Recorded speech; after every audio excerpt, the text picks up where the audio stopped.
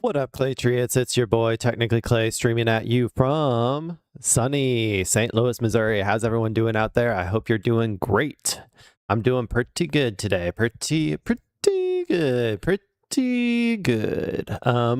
Let's see. Since the last time you saw me yesterday, man, dude, I need to get faster at this. I was just clipping and creating thumbnails. I'm like, I need to get faster at creating thumbnails. I need each thumbnail to take me like 5 minutes at the most. Otherwise, I'm like, I don't know how doable it is. I need it to be like a template or something. And so I'm going to try and work on getting that sped up, because honestly, I don't know if I can put that much time into it, given how much of my free time is already being taken up by this fucking hobby of mine. Like I have a lot of hobbies, man. I got other shit that I want to do too besides this. So, you know, like, I mean, not that I don't enjoy doing it, but it's like the thumbnail portion, like the social media portion, like all that, I'm like, oh, I don't really like doing that much. And if I, you know, if I could justify it, like, you know, I would obviously just hire someone to do that for me. But it is what it is. Anyway, I'm going to keep up with trying to do the thumbnails at least for a little bit to see if I can get it faster, but I need to get it down to like 5 minutes per thumbnail. And I think that if I can figure out a way to like create these templates to then just easily throw stuff on there, then maybe it'll be faster. But basically that was all I did. Then I tried getting a run of Slay the Spire going. I got tired and bored and just went to bed. That was basically it. Then I woke up, went to work. Today's my half day, like usual. I worked. I just had a sandwich before for lunch once I was done with work. And then also it was I officially get 5 more days off per year this year, because it's my like I think 10-year anniversary or something. So you know, that's good. At least I can take an extra 5 days off for vacation this year. So but yeah, and then let's see.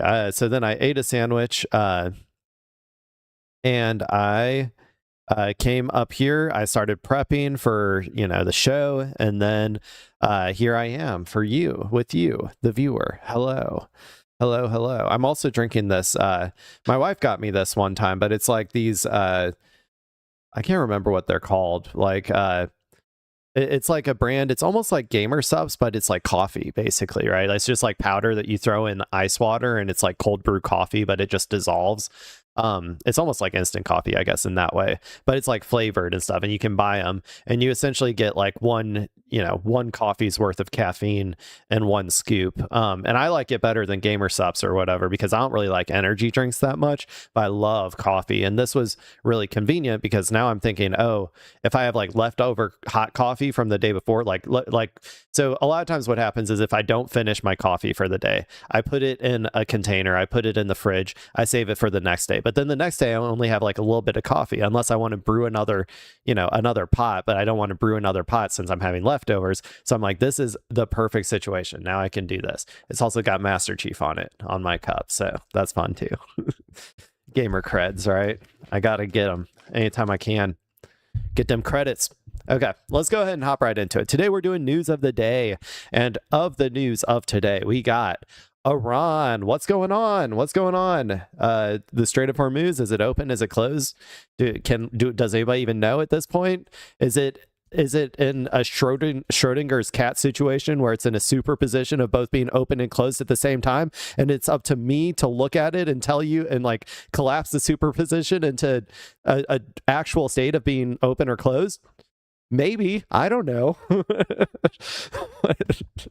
I'm not some kind of scientist genius. I don't know how quantum physics works. What are you talking about? I'm just here to do the politics. I'm the politics guy. Anyway, that was okay. Sure, Clay. Okay, then up after that, we got Secret Service stuff. Including like the UFC 250 terrorism plot, and then some various stuff regarding the Secret Service and conspiracies at large, like the rise of conspiracy theories. That's like the next portion. And then we got Burnham in the UK is apparently challenging, I think, Keir Starmer. I don't know exactly what's going on over there, but we'll watch a video and read like maybe an article or two to figure out. And then after that, we're going to go over Peter Thiel's Secret Society, which, it's a story that I've been wanting to cover, because it has all my favorite things, like, everything that you could possibly find to make people hate billionaires more, which is, I like to say that's like part of what my goal here is to do, is to make people hate billionaires more. You don't hate billionaires enough out there, people, okay? It's impossible for you to hate billionaires as much as they deserve to be hated. Okay, well, with all that being said, let's get into the news. Oh, can't forget, I gotta start recording. I gotta record locally if I want to do this the way that I'm doing it now. Okay, and I did remember this time. So, let's get into it. Let me get rid of this. Okay, so I'm going to start with an Al Jazeera. Actually, no, let's start with the Fox News clip. Okay, so, this Fox News clip, it's from 49 minutes ago. That's when it was published. However, I think it might have been recorded earlier than that, because it's talking about this Israel-Hezbollah ceasefire. And so from what I'm aware, both Trump and so America and Iran have both signed on to that 14-point memorandum of understanding that I went over in detail a couple days ago. A part of that was obviously the Lebanon front, in which Iran had stated that Lebanon is a part of it, and we must preserve the territorial integrity of Lebanon. Like that was a part of the proposal. Like that its territorial integrity would be preserved. And obviously that can't be done as long as Israel's over there. So my thoughts were always like, well, as long as Israel is on Lebanese territory, they're still going to be fighting. Obviously, like Hezbollah has a right to resist against that. And according to the ceasefire, they are, allowed to to do things to maintain the territorial integrity of Lebanon.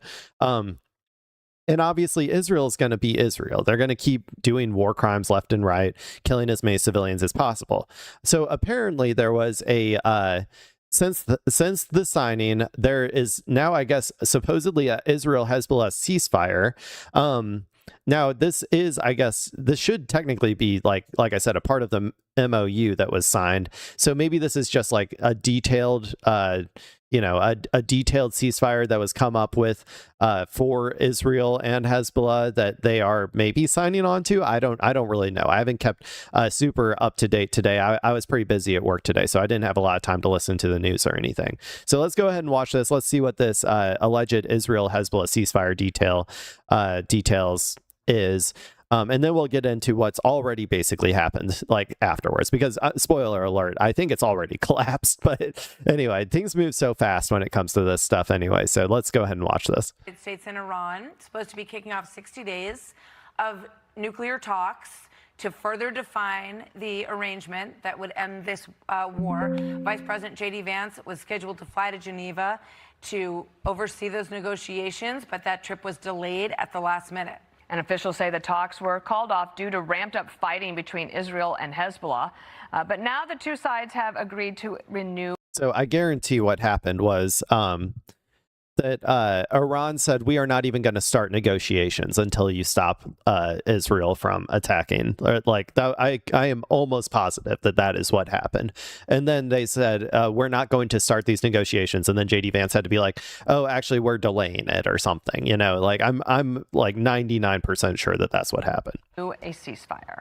Max Gordon is live from Dubai. Hi, Max. Hey, good morning. Well, this latest ceasefire kicked in just about an hour ago. A U.S. official says it was brokered by Qatar, the United States, and with help from Iran. Now, it's important to note that this is not a retreat for Israel from these established security zones in southern Lebanon. And the IDF says that they have every right to defend themselves. And this comes on the heel of heightened fighting in southern Lebanon. Overnight, the IDF reported 4 soldiers were killed and dozens of Hezbollah fighters died. Lebanon reported 21 people were killed. This latest fighting follows an escalation in southern Lebanon after an Israeli... This is why this is impossible, though. This is why I was saying, like, this is impossible, because as long as Israel stays in the territory, right, as long as Israel stays in the territory, there is inevitably going to be fighting, because Israel's not going to, like, stop doing war crimes, and Hezbollah obviously needs to, you know, push them out if they're going to maintain credibility. So there is no possibility of this. Like, this is where I'm like, I'm still highly skeptical of if this, like, MOU is actually going to go through, if we're going to make it through the 60 days. Until I see Israel withdrawing, I'm going to continue to be highly skeptical. Israeli airstrike hit Beirut right before the signing of the deal between the U.S. and Iran. Back and forth strikes have since continued, with the White House sending a message that Israel needs to moderate its response. The deal with Iran dictates an end of fighting in southern Lebanon. Meanwhile, Iran's supreme leader, Ayatollah Mojtaba Khamenei, released his first statement on the deal with the U.S., saying in part it was the American president who, out of desperation, used all kinds of leverage to bring this about. President Trump responding on Truth Social, saying, we didn't meet out of desperation. Iran did. They are finished. We'll play out the 60 days. They get no money, not 10 cents. And now we're also learning new details about what's going on in the Strait of Hormuz. Iran is now requiring ships to register with the Iranian government and hinting that tolls might be put in place after the 60-day negotiation period. Back to you. I mean, I also said that that was obviously going to happen as well. I mean, it's going to be shared. It's going to, like, to make it more palatable to the international community. It is going to be, I think, a shared, like, fee system between Iran and Oman. But basically, the theory that Iran is going to use, or the justification that they're going to use, is that we are the ones who are responsible for facilitating the free flow of goods here. According to the Memorandum of Understanding, we are the ones responsible for this. And in order to do that, in order for everyone to be able to go through this with security, with our security, they are going to have to come through our ports. They are going to have to register with us. They have to go through our system if they want to go through here with security. And that's what they're going to say. And they're going to then say, well, and that obviously has administration costs. And so we're going to be charging a fee to cover those costs. Like that's what's going to happen. And I'm pretty sure that they will end up with some sort of fee system at the end of this. Thank you, Max. And we want to bring in Shannon Bream to give us an update and a look ahead to the weekend, because a ceasefire, as we know, they can be fragile. But also Israel saying, like, if 4 of our soldiers are killed in an attack, we're going to fight back. Yeah, you guys know how tense. Yeah, they wouldn't be getting killed if they weren't in Lebanese territory. It's very easy. It's very easy. This whole thing is. And so there is a ceasefire allegedly in place, but Israel says this is on our border. We're going to maintain soldiers in what we call this safe zone, and we will respond to threats as they come in. Now, how that impacts, this domino effect of the talks, we've got Iranian officials now saying what was planned in Switzerland, as we know, it is postponed, but they say that there are plans in the works for meeting in the coming days. So that sounds like they want to get this back on track, but this weekend could be, a very big conditional look ahead at what's going to come. Absolutely. Let's play this from Vice President Vance yesterday on the issue of Lebanon and the friction and the fighting, obviously, with Israel. Watch. The Lebanon component, this is about regional peace, right? This is about regional peace. And what that means is we expect Hezbollah is not going to be firing rockets and firing drones at the Israelis. And we also expect that the Israelis are not going to be going wild in Lebanon, right? Both sides have to honor their... Hezbollah is going to keep fighting back as long as Israel is in their territory. Like, that's just how it is. Like, and they have a right to under international law. So obviously they're going to do that. There is no possible way to maintain to maintain stability and peace as long as Israel is occupying territory that doesn't belong to it. You know what I'm saying? And Israel, like, okay, I've said this before, but I'm going to say it one more time so people are aware. Whether Israel gets forced to just retreat by America now, or is forced to retreat in like 5 years after Hezbollah pushes them back, is, those are the two options. Israel is not going to be able to maintain this territory regardless. And so, it would actually, in my opinion, probably be more beneficial for Israel to be at least from like a propaganda perspective and rhetorical perspective for their leaders, to just accept America like forcing them out, so that then they can at least have someone to blame for it. Because if they just wait 5 years for Hezbollah to push them out again, just like Hezbollah pushed them out last time and the time before and the time before, like, it's going to it'll be just an objective failure at that point too. It's like, do you want to fail like now or later? At least if you fail now and America forces you to, then you have that rhetorical device that you can use from a domestic political consideration. Into the deal. Now, as you guys know, sometimes these ceasefires are a little messy. The President of the United States said this a couple of weeks ago, that a ceasefire in that region of the world just means they're shooting a little bit less at each other than they were before. Yeah, I mean, that's certainly true this morning, Shannon. Yeah, and that's definitely how that has felt in that particular region. So we recognize... It's because that's how Israel treats it, dude. If Israel treated ceasefires like actual ceasefires, then that's not how it would be. It is literally all because of Israel. I honestly think that even if Israel was still in their territory, technically, if they did actually stop firing, if Iran told Hezbollah to, Hezbollah would probably halt firing, but with conditions to Iran, that Iran would guarantee Israel's retreat at some point in the future. Like, I bet they could get something like that. But yeah, this is all obviously like Israel is the one who violates ceasefires all the time. There hasn't even been a ceasefire in Gaza. Israel just acts with impunity and violates it on a daily fucking basis. So yeah, that is how it is. But it's because of our fucking ally that we seem incapable, like unwilling, incapable. Like, Donald Trump is just impotent in the face of Israeli aggression. Like, he can't do fucking anything, it feels like, which is so ridiculous, man. It's so pathetic. It's so weak. It's crazy. Israel's right to defend itself, and that it has threats on every border there, essentially. So that's part of it. But also, you've heard the vice president and the president say, listen, Israel, when you're going to respond, think about about proportionality, and we're trying to get this deal done. So can you cool it for a little bit? You remember, too, yesterday the vice president had very pointed messages to many people within Israel saying, you don't have a better friend in the world. We provide you with defense, with aid. We're on your side. So for those elements within Israel who want to come after the Trump administration now, there was very much sort of a brushback push coming from the vice president yesterday.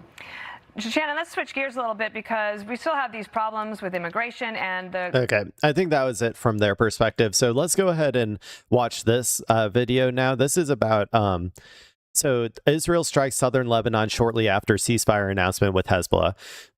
So let's try and get a little bit more information on those strikes that happened. I know that they mentioned in that Fox News video that there were, that Hezbollah killed like 4 or 5 IOF soldiers, and then Israel killed like 20 or 23 Lebanese citizens or something. So let's see if we can get some more information on that back and forth. First, though, she is in Tyre in southern Lebanon. And Heidi, we're 1 hour into this reported ceasefire. What is the situation there in the south?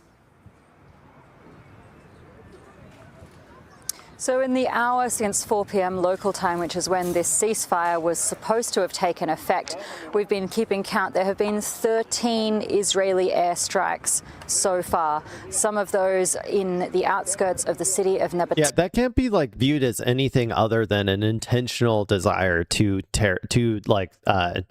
throw this ceasefire like into chaos, right? Like that's the only way that it can possibly be interpreted. Yeah, several. And the only question is going to be what's Iran going to do to respond. The city of Nabatea, several in Kfar Kabnit, others in Kfar Sir, but multiple other locations along this front line that exists here in southern Lebanon between Israeli troops who have been seeking to continue their advance in recent days. As you just mentioned, Hezbollah launched attacks, including what they say were ambushes on Israeli troops in the area of the Ali al-Taha Hill in the last couple of days, resulting in the deaths of 4 Israeli soldiers overnight. And then we've had this. So that was overnight, I guess. Like my understanding is that this ceasefire has only been like this, like alleged ceasefire between Israel and Hezbollah has only existed for like the past like hour or two. So I think that those happened probably before it, like the official designation of the ceasefire. But honestly, I'm not really sure one way or another. This announcement of this ceasefire at 4 p.m. U.S. officials speaking to various news organizations and some Israeli officials as well, unnamed but quoted in Israeli media, saying that this ceasefire had taken effect. But once again, here in southern Lebanon, it's not feeling like very much of a ceasefire. You know, if we're talking about 13 Israeli airstrikes, continued Israeli artillery shelling as well at multiple locations. And we've just had an update in the last couple of minutes, in fact, from Lebanon's Ministry of Public Health that the toll from midnight until this afternoon in this latest round of escalation, 47 people have been killed here in southern Lebanon. That includes a number of women and children, and 97 wounded. And that is a result of strikes on what Israel has characterized as Hezbollah targets. So what usually happens, especially like when Israel is being reined in, especially at like the start of a ceasefire, a lot of times, like this has happened multiple times already in this conflict, Israel will go and do their like last hurrah strikes like right after the ceasefire begins, just to like kind of like there's multiple reasons, but like to destabilize the ceasefire, to immediately push past it and be like, we're going to keep acting with impunity, and in the hopes that like the other party will be restrained, which the other party will restrain themselves if they are in a much like like if they have like a strong desire to maintain the ceasefire, then they will restrain themselves. But Hezbollah, I don't think really cares one way or the other. But yeah, and like, so those are like the reason. And then also just like the savage flailing of a weakened like Nazi state. Like that's the other reason that they do it, is they're a fascist regime that is like flailing right now, that is weakened and in a very weak position, corner back to the wall, as like the entire the entire world has turned on them. America is starting to turn on them. They got everything that they could have ever wanted from America, with America finally deciding to go to war with Iran, like on their behalf, to sacrifice America's tax dollars, America's like equipment, America's military personnel to go to war with Iran. And it failed spectacularly. America wasn't able to defeat Iran. And so that like the entire idea that Israel had of being able to even contain Iran is now just like thrown out the window. And so because of that, there's even more like racist Zionist rage that's happening right now. So like that's another part of it as well. They're going to get way more brutal, by the way. People need to understand this. Like the current iteration of Israel that we're seeing right now is like the least brutal that it is going to be. In the like in the future, it will just continue to get more and more barbaric, more and more brutal.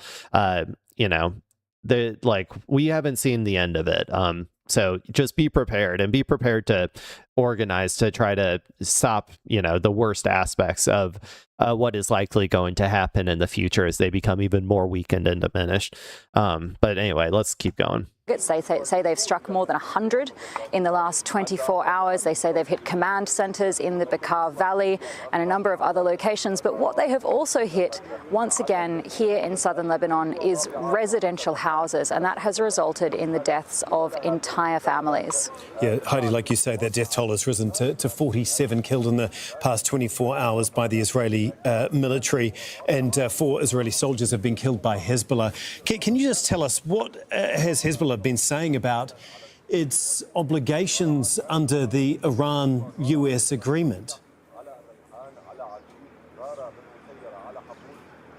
So we haven't had a specific statement from them in the last hour or so since this ostensible ceasefire was supposed to have taken effect. But in the past, when ceasefires have been announced or arranged or agreed here, the pattern seems to have been that Hezbollah does slow down or even cease their operations entirely. That's what happened on the 8th of April. But we see this continued Israeli activity, and so then we get this blame game, right, where the Israelis say that they're responding to ceasefire violations by Hezbollah. Hezbollah says, well, hang on, there have been 13 airstrikes since the ceasefire has taken effect, which I presume is a statement that we're going to see coming from them in the next couple of hours. And what it results in is the deaths of people here in southern Lebanon. Thank you so much, Heidi. Heidi Pett for us there with the latest.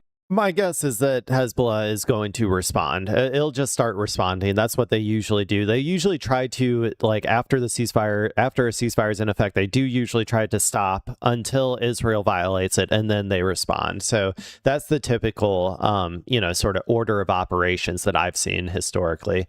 Let's go ahead and read a few X posts about this as well. So this is from Dropsite News. I'm not exactly sure when. I wish it showed like the time that this was posted up here. Is there any way to get that like details? No, I don't know. I can't. I'm not exactly sure when this was posted. Once I open up the actual tweet in like a different page, it doesn't seem like it maintains that for some reason. So, but anyway, it says. Hezbollah MP says Israeli soldiers were killed while trying to expand their occupation. Hezbollah lawmaker Hassan Fadlallah said Israel has not honored the ceasefires set out in the U.S.-Iran agreement, and that soldiers were killed Thursday on Lebanese soil while trying to widen their occupation on the south, Lebanon's national news agency reported. Fadlallah said Israeli forces were trying to push their zone of control toward the Ali al-Tahar Heights overlooking Nabatea, and that the resistance Hezbollah was confronting them on Lebanese land. Obviously, it is Lebanese land, so they have a right to resist under international law. He said Hezbollah was exercising its legitimate right to self-defense against Israel, the aggressor and occupier of part of our land. He said Israel deliberately killed civilians in the south and also struck the Bekaa Valley in order to sabotage the agreement, which includes Lebanon.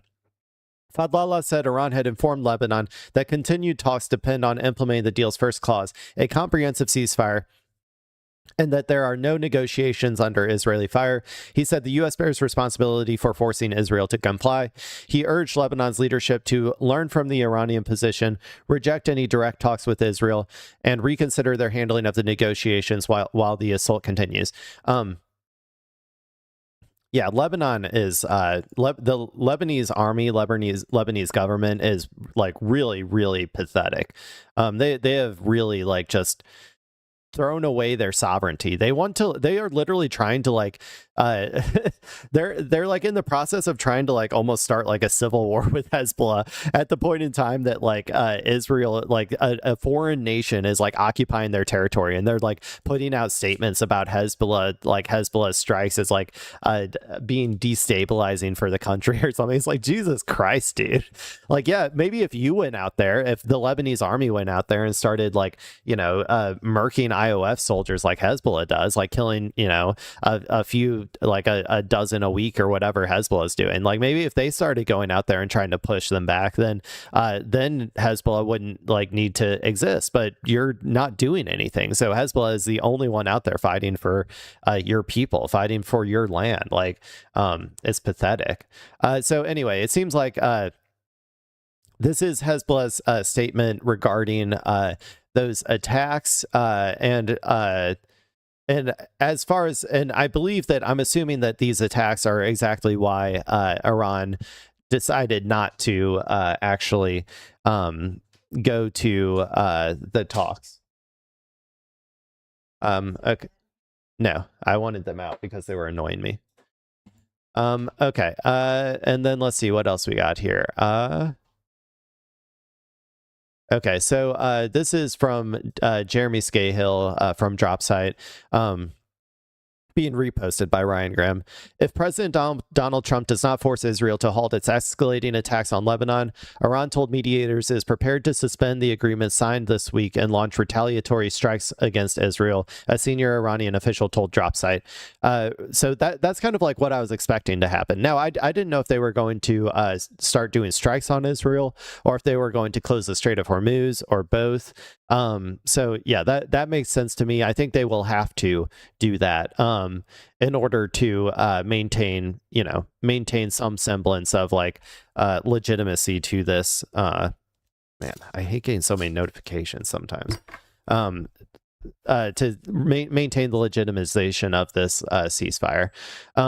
It says, regarding Lebanon, we have warned both the mediators and the American side that if the regime fails to comply with the existing agreement, Iran will respond with substantial military measures without prior public notice, said the Iranian official who is not authorized to speak publicly. Should the United States intervene, conditions, particularly those related to the Strait of Hormuz, could rapidly revert to a wartime environment. So it sounds like they are planning to potentially strike, and I would take their word, seriously. They've been very accurate with their statements in the past on what they are going to do, and compared to what actually happens. So it definitely should be taken seriously. Let's see what else we got. This was, I think, from like an hour ago. It says, breaking, the IRGC announces closure of the Strait of Hormuz in response to Israel's attacks on Lebanon. This is from Iran Observer. The conditions of the ceasefire in Lebanon and the withdrawal of U.S. forces from the area have not been met by the United States. Ships approaching the strait will be targeted. So I'll go ahead and listen to it. Oh, well, that's all in Iranian. So or I don't know what what language, I guess, but yeah. So this basically, I trust this Iran Observer place. They were the first people to say that I saw that said that the memorandum of understanding was going to be 14 clauses, which it ended up being. So, I think that like they have a history of being correct. So, I think that like, yeah, it's likely that the Strait of Hormuz is officially closed again, according to them. And I guess we'll see over time if ships are trafficking. I know that the other day there were like 12 or 13, I think, Iranian vessels that left. So yeah, we'll see what goes on there in the future as well.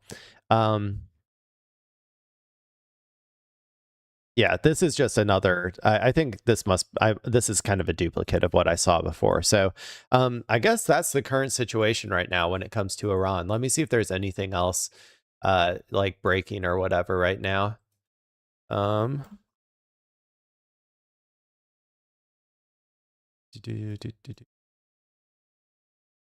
Whoops.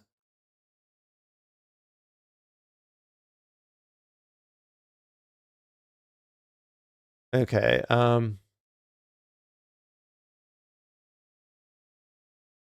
Yeah, I mean, I'm not seeing anything new since I started streaming. So, I guess yeah, I think that's where we're currently at. The Strait of Hormuz is apparently closed.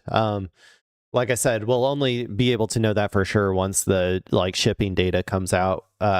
Which usually, getting to see that is usually like I feel, or like they do have live tracking and some people update stuff daily, but I feel like getting a real feel for what the actual traffic it looks like usually takes like a couple days. So I'm curious how the oil markets are doing too. Brent crude price.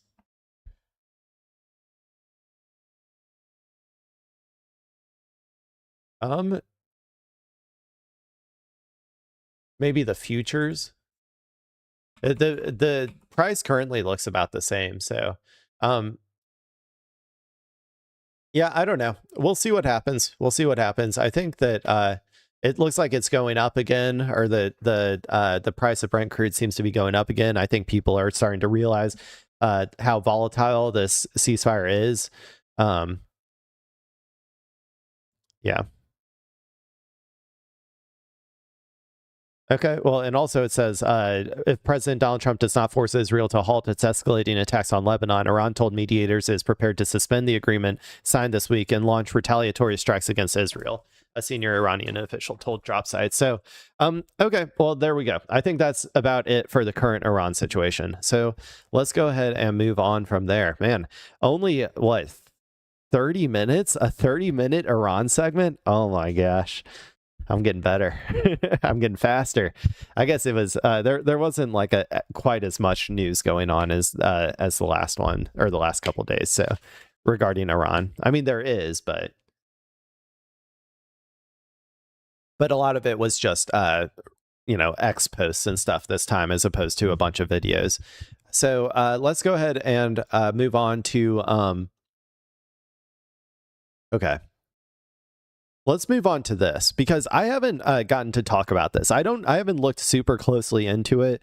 But so apparently there was a and I say this this is a big apparently. Like this is a load bearing apparently at the beginning of this statement, but apparently there was a terror plot against the UFC 250 event. Now, I will be very curious to see what evidence they have about this. Just given what I know about what the current, just given what I know about like the current Trump administration's predilection for targeting people who commit thought crimes, right? Like they're really starting to get into the territory of thought crimes where it's like you say stuff and then they're like, okay, this is an action that we need to take against you. Like they take it like seriously, but they only take it seriously if it's ideologically opposed to the Trump administration.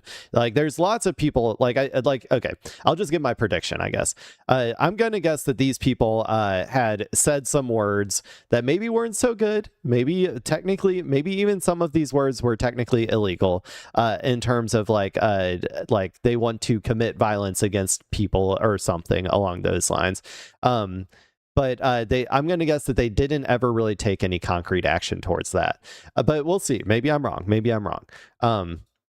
But the reason I say that is because I think that saying that you're going to enact acts of violence against people is something that happens all the time everywhere in America. That's like the default position of the average American is I want to kill everybody I can possibly find. I mean, maybe not. Maybe that's a little hyperbolic, but you know what I mean. Like we are a very violent country. So anyway, I'll be very curious to see what their evidence is here, and we'll see how close we are to what's that one movie with the thought crimes? I forgot. I'll remember eventually, I think. The suspects and the alleged plot to attack last weekend's White House UFC event is in a Kansas City. It was Minority Report, I think, right? Yeah. Okay. Courtroom right now. One of the suspects and the alleged plot to attack last weekend's White House UFC event is in a Kansas City courtroom right now. Daniel Eskridge has been charged with conspiracy to commit murder on White House grounds. Eskridge allegedly sent out this photograph of tactical equipment with the message, "The First Amendment isn't working." And the feds say he spelled out his plans in a message.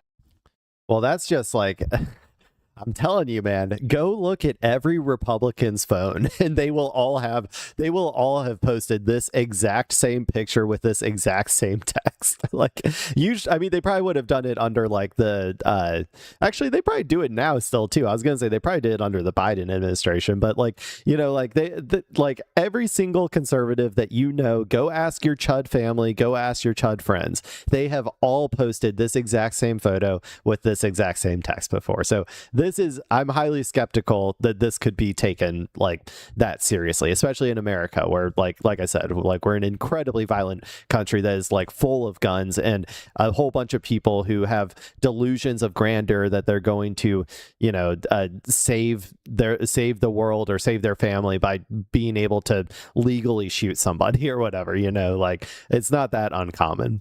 Isn't working. And the feds say he spelled out his plans in a message, quote, "The goal here is to get at least 3 trigger event ops fully planned and manned, and to the best of our ability, have them executed on the same day or in rapid succession so that our message is undeniably clear to our illegitimate government and our fellow Americans that we are waging a war." Look. I'm sorry, but this is straight up just fantasizing. This is fantasizing, man. This is the same fantasy that QAnon people have about like lining up politicians on the White House and like guillotining them all or hanging them all in front of the public to like assert a new authoritarian regime, like owned and operated by like 4chan users. You know what I'm saying? Like, this is no different than like the people who are at the Capitol doing like hang Mike Pence. You know what I'm saying? Like, this is I still am I'm still highly skeptical that this could be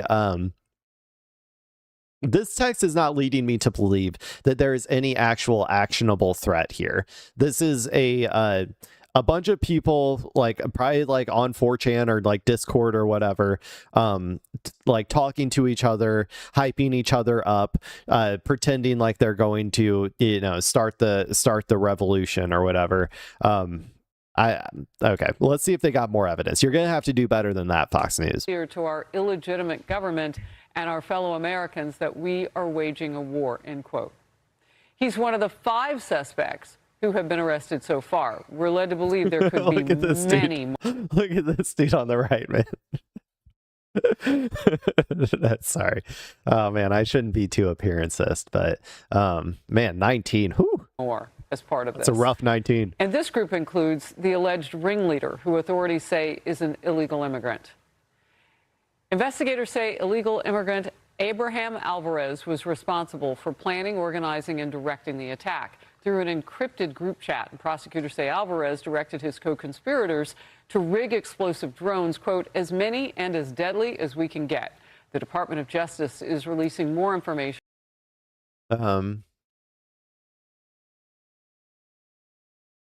But how do they, where is the data that it was planned for the White House event? Like, right, so far we just see a bunch of people, like, you know, I mean, maybe you could, this part is starting to be like, you know, they're getting to the point where they're actually planning it. When you get like real amounts and stuff, but I would say like once you make the purchase, right, that's when it's like really, I would say, actionable. Like once they buy the drones, once they buy the C4 or whatever, I don't even know how you get that. I assume on the dark web somewhere or something. You know, once they buy the shit, like that's when I think it becomes like actionable. Let's see. Okay. On a third suspect, Michael Allen Thomas, while searching his California home. Agents have found, quote, a hunting rifle, an AR-style rifle, 30-round extended magazines for the AR style, filled with approximately 180 rounds of ammunition and a pistol. Additionally, I thought this was America. That's his God-given right. What are we doing? What are we doing? Just because he has like an AR-15, that's like I said, this is America. That's his God-given right in this country. That's crazy, dude. Thomas spoke with law enforcement and admitted to helping plan the attack and encouraging others to take part in it. Emily, this was intricate. Admitted to helping plan the attack. I still haven't seen any evidence that they were planning to target the UFC 250 event. That's what I need to see. They need to show me that evidence, because so far I see so far I see a bunch of people hanging out in a Discord server fantasizing about how they're going to take back their country with like revolutionary revolutionary violence or whatever. And that's like I said, the exact same thing that happens like in Discord servers all over the fucking world, or like all over the fucking country. Like there's so many of them, and 90% of them I would say are like more like right-wing coded, and maybe like 10% would be, you could be considered to be like left-wing coded. We don't even know the ideology of these people either so far. They could be like scorned Trumpers, right? There's a lot of people out there, like a lot of his like last few assassination attempts were like Trumpers who like got burned. They felt like Trump didn't do what he was said that he was going to do, and they got pissed off and wanted to assassinate him, you know, like and that's all allegedly, if you assume they're not like, you know, like they're not like false flag operations or whatever. So like I don't know any of these people ideology either. They didn't really show that. And then also the actual evidence that they did anything to go towards this, like to actually actionably move towards doing this this attack, they're saying, is this guy owning a bunch of guns. Like where does he live? In Texas, did they say?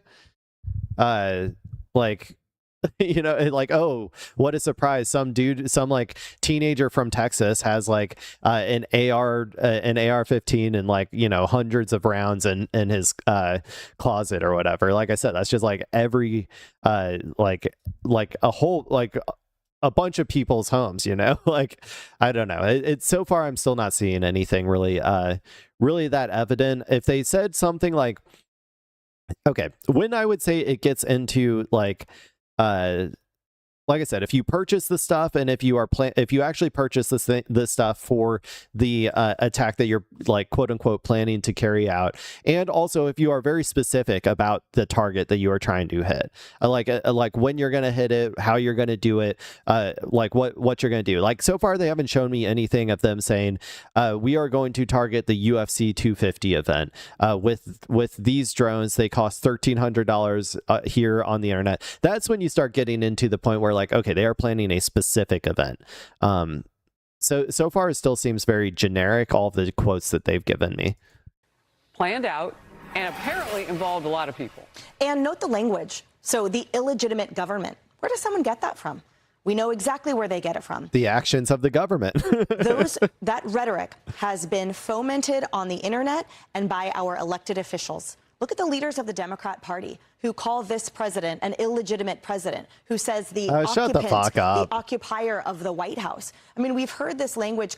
Dude, who cares? You guys say the same shit. Stop being little babies about it. Like seriously, you're doing the like woke shit. Like they're doing that woke shit of like your words are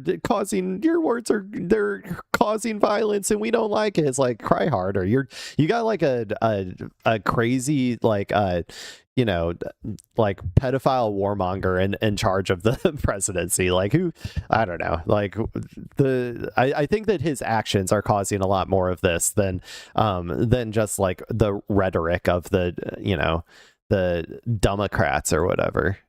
Come from sitting elected officials that say essentially and excuse the fact that they say there's the Hitler at the head of this country and excuse this violence. And after multiple assassination attempts and successful one with Charlie Kirk, for example, we have a little bit of a hey, let's soften this. But hey, who killed Charlie Kirk? The jury is still out, okay? The jury is still out. A significant portion of the right wing currently believes that it was Israel. And I'm not going to say one way or another, but you know, like I don't know. I'm just saying, like I don't know if that rhetoric even works that well anymore. We got some more talk about conspiracy theory stuff in the future as well, but I would just say this: you can't criminalize. You can't criminalize saying the truth, right? Just because like that like instigates violence against someone, right? Like, or like may imply like that someone should enact violence on someone, right? Like if someone like during like if someone says like compares Trump to Hitler, right? Like I compare Trump to Hitler all the time because they both have like they are both fascist. There are a lot of similarities to be had there, and it's important to make these comparisons if we want to stop, you know, the same outcomes that happened under Hitler from happening here. Like, this is an important thing to do. It is important to point out the truth in that matter, to do so. You can't criminalize saying the truth, even if the truth, you know, might cause some people to, you know, go nutty mode and like go out and try to take out the president. Like, that's just, it's not a sustainable thing. Like, the problem isn't that people are saying that he is behaving like Hitler. The problem is that he is behaving like Hitler.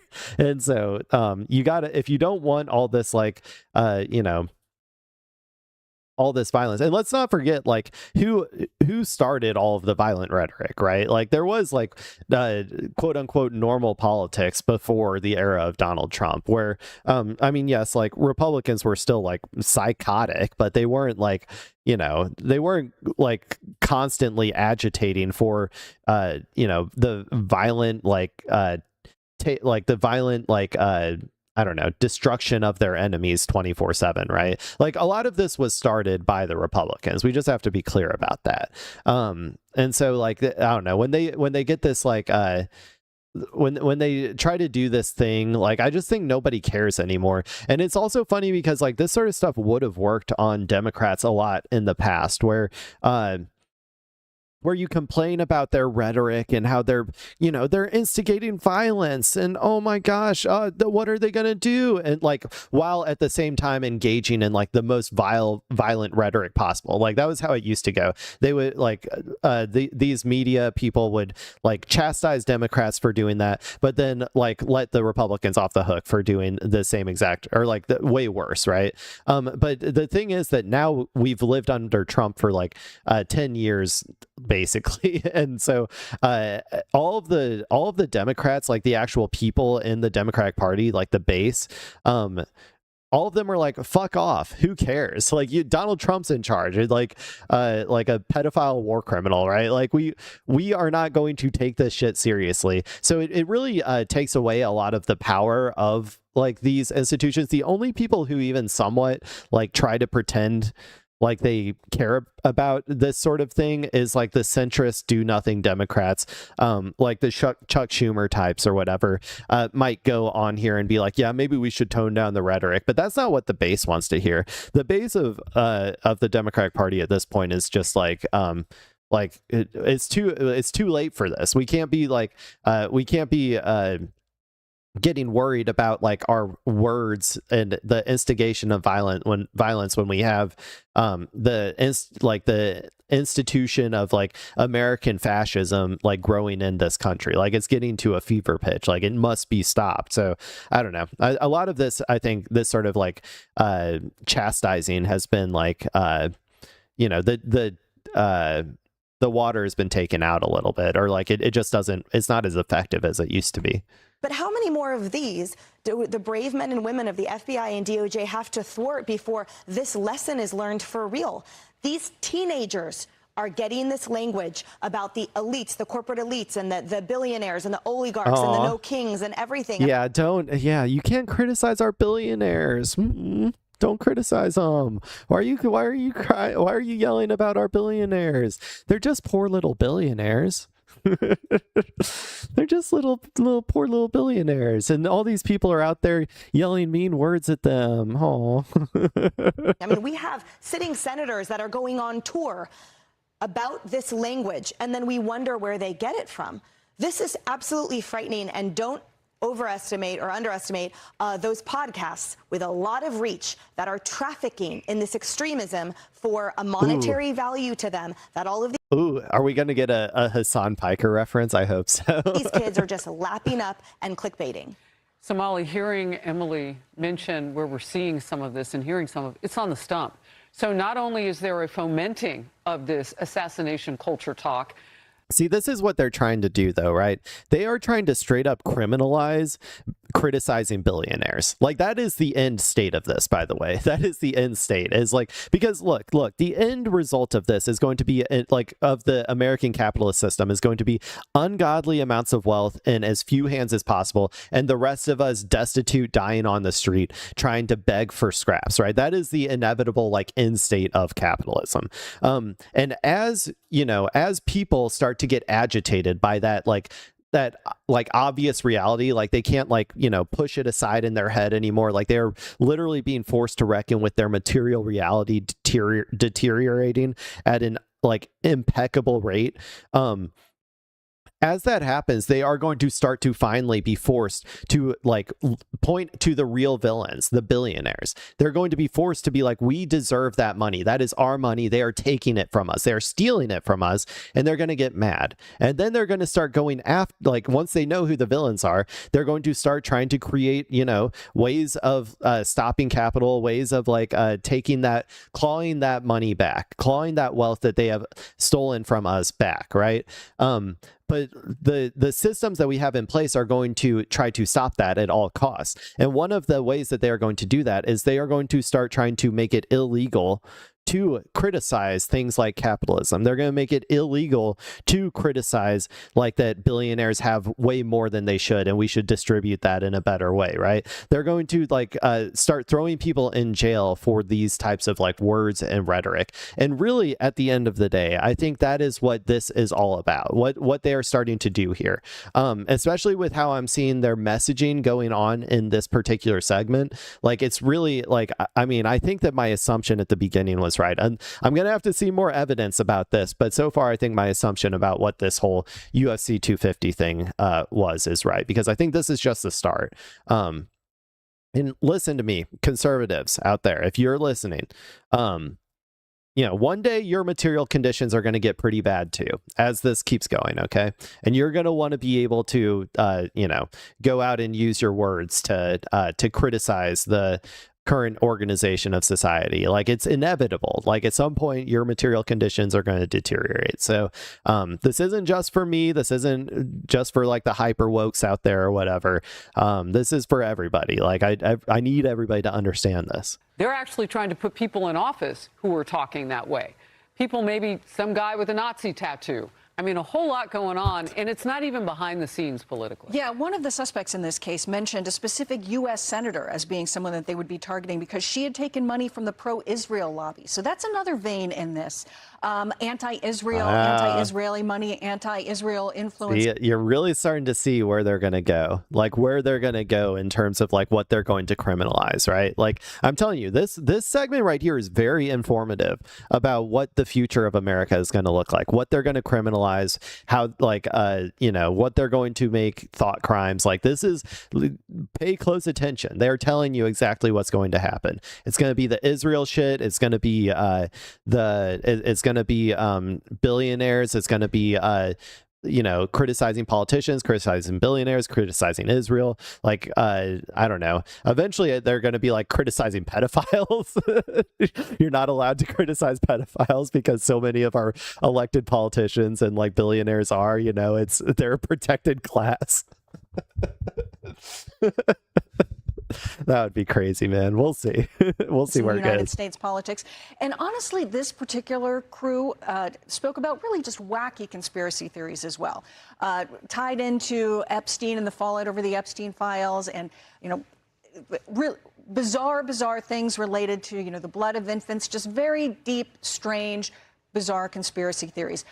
And as aspirational and fantastical as their efforts and gathering was online, they were able to get weapons. They were able to plot and get maps and create really... Here's another thing you can take.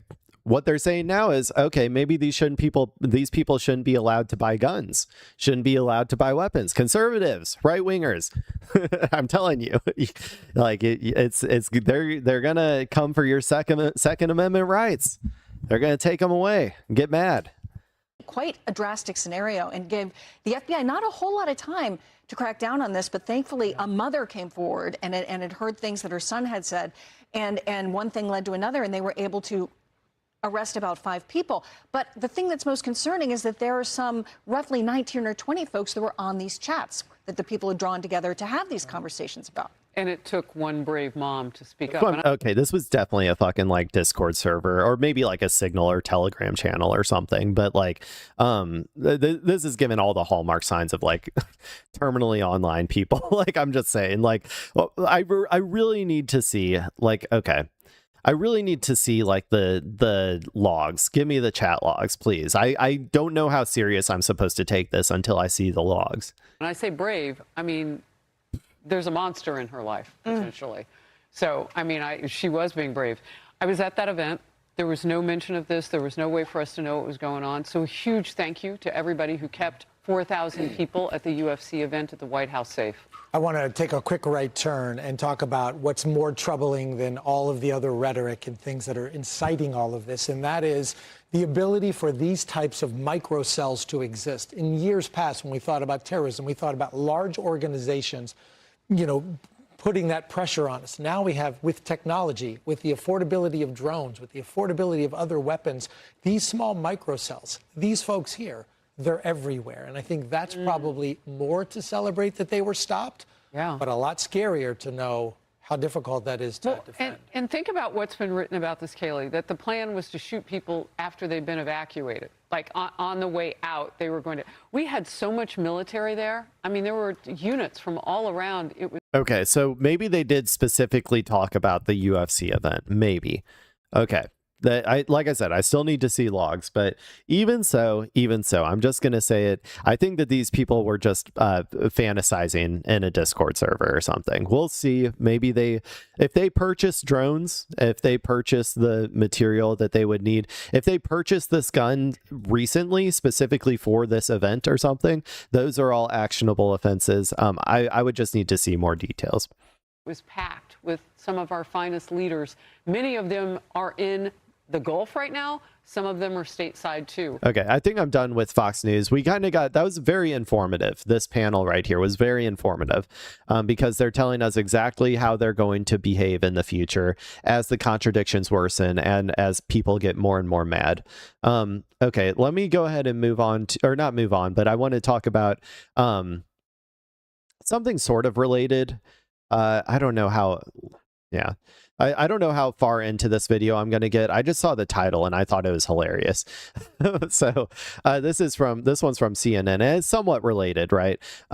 Because of like all of the conspiracy theories that are happening right now, you'll notice that simultaneously there's like, it feels like the Secret Service has just been like flailing lately. They've been unable to, protect Donald Trump from that Butler Groyper dude or whatever. They were unable to stop that dude at the White House Correspondents' Dinner from Naruto running through the metal detectors. They were unable to they were unable to remove Donald Trump during that same event. It felt like, and I think that we're finally starting to understand why when it comes to this video, because this video is titled $350 million for Secret Service redirected amid ballroom project. Guys, we know why the Secret Service has been failing. Finally, it's because Donald Trump took all of their money, all of their salaries, and decided to use it for his fucking ballroom. Let's go ahead and watch this video and see what's going on. Reporting now on the ballooning cost of the White House ballroom and who may be paying for it. Despite President Trump repeatedly saying taxpayers will not pay for the ballroom project, the Washington Post reports more than $350 million of tax money for the Secret Service has been redirected to the White House, with a source saying those funds will help pay for the project. This comes after reporting from the Post found the project has grown to $600 million, with more than half of that funded by taxpayers. The president has repeatedly said it's funded by himself and donors. And I'm paying for it. I'm paying for it. The country is not. We're donating a $400 million ballroom. Myself and donors are giving them free of charge. For nothing. We did this no charge to the taxpayer whatsoever. Rich people and people are putting up the money. Zero taxpayer dollars. We didn't ask for any tax money. We have no taxes. This is taxpayer free. We have no taxpayer putting up 10 cents. We're putting up $400 million to do the ballroom section of the ballroom. We are putting that up privately. Well, not so much. Jonathan O'Connell is an investigative reporter for the... Also, by the way, it doesn't matter. Like, it's still like, I mean, I don't think that you should be able to change these, major public institutions without public buy-in. Like, I don't think that like a private, I don't necessarily think that like the president should be able to unilaterally decide to, like, I don't know, what if a president came in and said, oh, I actually want to demolish the White House and move it to, like, I don't know, Florida or something, right? Like, what if Trump did that? Like, like, I feel like these sorts of decisions need to be made through a congressional body at the very least, or just direct participatory democracy decisions through like a national ballot measure or something. Like, I feel like it should not be up to a single person to make huge decisions regarding our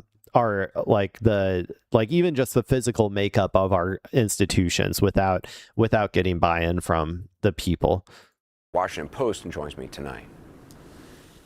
Jonathan, this week, millions of taxpayer dollars allocated for the Secret Service were redirected to, quote, White House security measures. What did you find in your reporting? Yeah, we have a source, Anderson, who told us that this money is specifically going to construction for the East Wing. This is the project, the White House East Wing project, that includes a ballroom, an underground bunker, lots of other security measures. And it's sort of the latest detail about the ways that taxpayers are going to be paying for this. And are all of these funds going for the ballroom project? It's a good question. The source says that this is what it's for. It's going to a pot of money that could be used for other parts of the White House. There are other projects going on at the White House, but obviously there's a pressing need for funding to rebuild the East Wing since it was demolished in October. And the money was originally allocated for the Secret Service in the so-called One Big Beautiful Bill, with Republicans pointing to the assassination attempts on President Trump as justification for giving the Secret Service more resources. According to your reporting, the money represents 10% of the Secret Service's annual budget, which is a huge percentage. What are they saying about the transfer? 10%? Yeah. So either everybody took a 10% pay cut, or they fired a bunch of people. Regardless, I think that I would have to assume, I have no reason to believe this is all speculation, but I would have to assume that the morale in the Secret Service has to be at like an all-time low. Like, if I were in the Secret Service right now, like if I had been in the Secret Service to like protect the president or whatever, I would be like, oh my God, I have to first of all, I'd be thinking, God, I have to fucking save the life of like a fucking pedophile. Like, come on, man. Come on. An Epstein affiliate, I have to keep saving his life. And then I would be like, Andy keeps overworking us because there's like 10 attempts on his life every month, and then also we got to stage all of these false flags, man. They're just working me to the bone. And then after all of that, he's like, sorry, Secret Service, we're gonna have to take you're gonna have to take a little pay cut. You're gonna have to take a little pay cut because the ballroom, it needs to be built. I'm sorry. I feel like at that point, like, he's getting real close, man. He's getting real close to like I don't know. Like, if he makes the Secret Service angry enough, like, they might let one slip through. You know what I'm saying? For funds. Yeah, this is the thing that's irking people today, which is that when that bill was passed, as you mentioned, there had been 2 attempts on Donald Trump's life. And there was, genuinely bipartisan interest in making sure the Secret Service had the requisite training, technology, communication, retention bonuses for officers. And that's what this money, if you read the legislation, is supposed to be used for. President Trump himself posted about the ballroom early this morning. He wrote, in part, the ballroom is coming along fantastically well. It's on time, under budget, and at a much higher quality than I ever promised, including the drone port and all the other many military elements, which are all vital for national security, that are being built throughout the whole integrated, cohesive project. After the attack at the White House Correspondent Dinner, which was thwarted, the Trump administration used that to justify the ballroom. Yes. Now they've been talking about the White House UFC event after. Yeah, they always use every single quote unquote assassination attempt to try to get more to get people on board for the ballroom. It's insane, and it's terrible messaging. They really got to stop doing that shit. The thwarted attack on that, they're using that to justify it as well. They're really leaning into the idea that the whole East Wing should be allowed to be rebuilt as soon as possible for security purposes. The legal reason for this, Anderson, is because they are in court.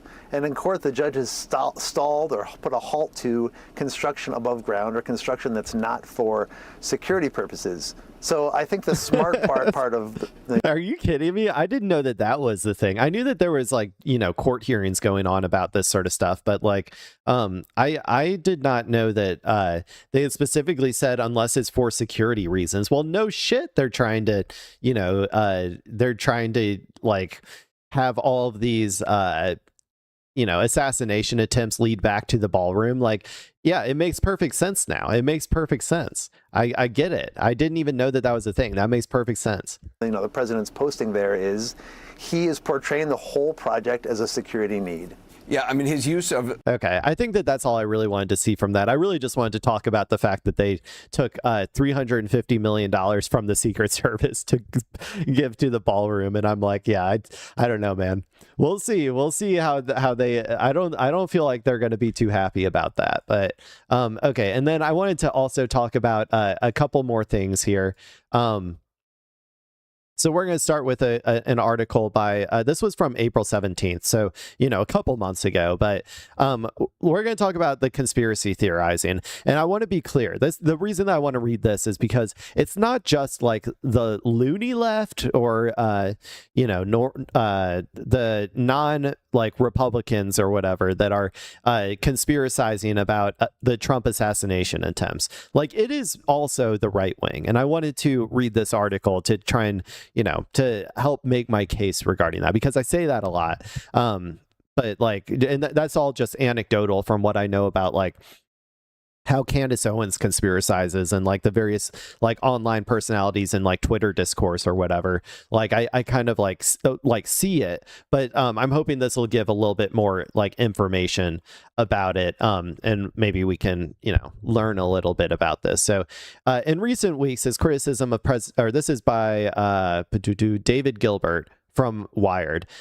MAGA is increasingly convinced that Trump's assassination attempt was staged. Conspiracy theories about the Butler, Pennsylvania shooting have ramped up in recent weeks as one steadfast Trump supporters turn on the president. In recent weeks, as criticism of President Donald Trump from his own supporters has reached a fever pitch, a new conspiracy theory has taken hold. Some of the president's biggest supporters are now claiming, without evidence, that Trump staged the assassination attempt on his life in Butler, Pennsylvania in 2024 and is covering it up. You'll have to be clearer about without evidence. I think that they usually do that a lot to really take the air out of like conspiracies. Like, I don't like that because like, I don't like, there is evidence, right? Like there is like inconsistencies, and there are things that like, you know, look like when you, I guess what I'm saying is like when you get to the point where the Occam's razor solution is the conspiracy, then I feel like you have to take that seriously, right? Like that you shouldn't be saying it's like without evidence. If there's enough like evidence, like when there's enough evidence to show that somebody isn't like, or like that someone is like, say, like the conspiracy is true versus just like the same amount of evidence saying that it's false. It's like, I think that's a little bit like editorializing, but whatever. During an open-air campaign rally on July 13th, 2024, Trump survived an attempted assassination when a bullet fired by a 20-year-old on a roof nearby clipped the top of his ear. Corey Comparator, let me pull him up real quick. Corey Comparator, just so that people can remember. Wait, that's not him, right? Wait, that's not right. Oh, this is the guy who got, sorry, I was confused. I was like, that's not the guy who shot him. Okay, sorry. That's the guy who got shot in the stands, I think. Corey Comparator, a Trump supporter sitting near the president, was shot and killed. Oh, he was the one who died. I forgot about that. Yeah. The shooter was later killed by Secret Service agents. Conspiracy theories around the Butler assassination. Let me pull up the guy, though. Butler assassination culprit. For those who don't remember, it was this guy. This was the guy who allegedly attempted to assassinate Donald Trump. The shooter was later killed by Secret Service agents. Conspiracy theories around the Butler assassination quickly permeated the internet, but for many Trump supporters, his survival was seen as a sign from God that he was the chosen one. As Trump's hold over MAGA has waned, though, an increasing number of his supporters have begun to push the narrative that the entire incident was staged. This is a key point, by the way. As Trump's hold over MAGA has waned. Now, I wouldn't say that his hold over MAGA has waned, but he is becoming less and less popular, just overall, right? There's an increasingly smaller, but also increasingly more diehard, set of voters that are with Donald Trump. And as that shrinks, right, the people who leave that movement and move on with their lives from MAGA, they still, I think, are going to be retaining all of their conspiracizing and stuff. And so then that turns into a conspiracy, those types of conspiracies then start to permeate into even the right wing and more Republican conservative sort of circles as well. I think that maybe it was staged, Tim Dillon said on his show last weekend about the assassination attempt. Dillon, who was previously a staunch Trump supporter, went on to share that Trump should now come out and say, some people are going to be upset by this, but we staged the assassination attempt in Butler to show people how important it was to vote for me and how far I was willing to go for them. That'd be wild if he came out and said that. Some of these claims began months ago. In November, former Fox News pundit Tucker Carlson promoted the idea that the FBI was somehow involved in covering up the shooting, writing on X that the FBI lied about the shooter's online footprint. A day later, conservative pundit Emerald Robinson went further, posting on X that the FBI did it. In the same post, Robinson claimed that the agency was responsible for everything from the January 6th attack on the Capitol to Jeffrey Epstein's blackmail tapes and the Governor Whitmer fake kidnap plot. Yeah, this is what happens, man. You slowly detach people from reality further and further, and eventually it becomes uncontrollable, even for your movement. It is what happens. That is what happens. But the claims that Trump had staged the entire thing really picked up steam when former U.S. National Counterterrorism Center Director Joe Kent appeared on Carlson's podcast last month, one day after he resigned from his position over the Iran war. During the interview, Carlson and Kent discussed the failure of the Trump administration to provide more details about the Pennsylvania shooter. Kent claimed without providing any evidence that investigations into the shooting had been shut down before they finished. His claim is evidence. You know what I'm saying? He was a Trump official. He was in the administration. His claim is evidence. This is what I'm saying. Without providing any evidence, his claim is the evidence. I don't know. This is just something that I get very frustrated with these articles, man. They're so dismissive all the time. We've learned from the Epstein files that our country is straight up run by a cabal of pedophile billionaires. This is just a real thing that exists, a real thing that we have real evidence of, and they will still try with a straight face to say without evidence. It's I don't know. I just think it's you're going to lose credibility if you do this. You can't do this if you want to maintain credibility. Anyway, Kent also claimed that this vacuum of information about the incident would lead to more conspiracy theories. If you don't want to address that question, then you just go silent and say you can't ask that question, he said, which then creates people who come out of nowhere and they start drawing their own conclusions. This is, experts say, one basic dynamic behind conspiracy theorizing.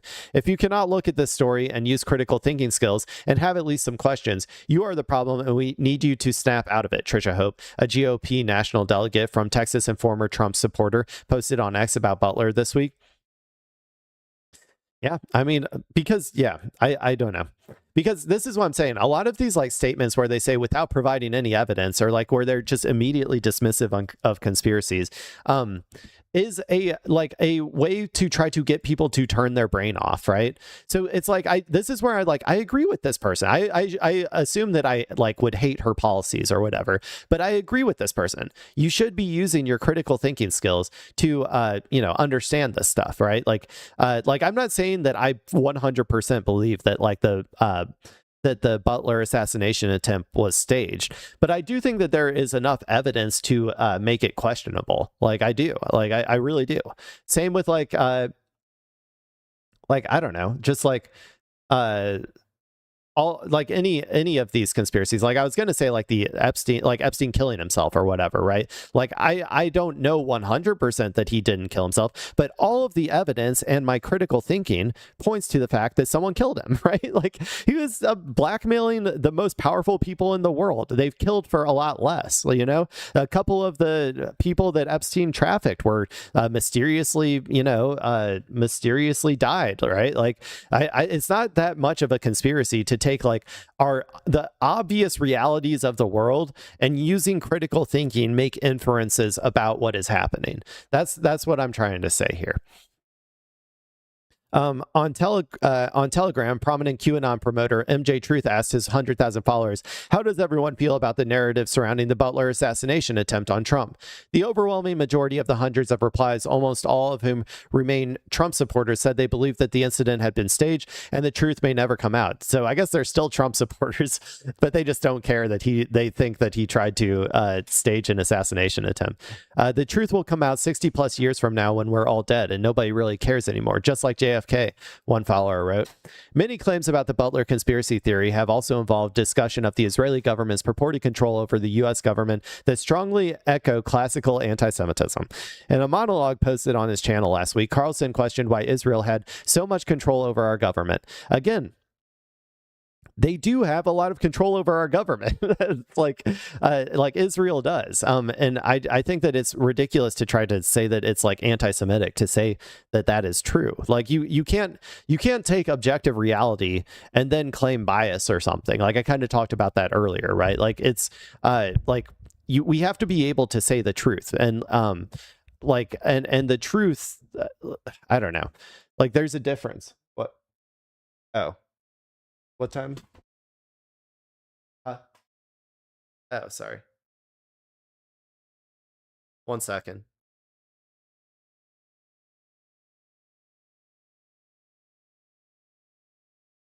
Oh. Hughes' feeder is empty?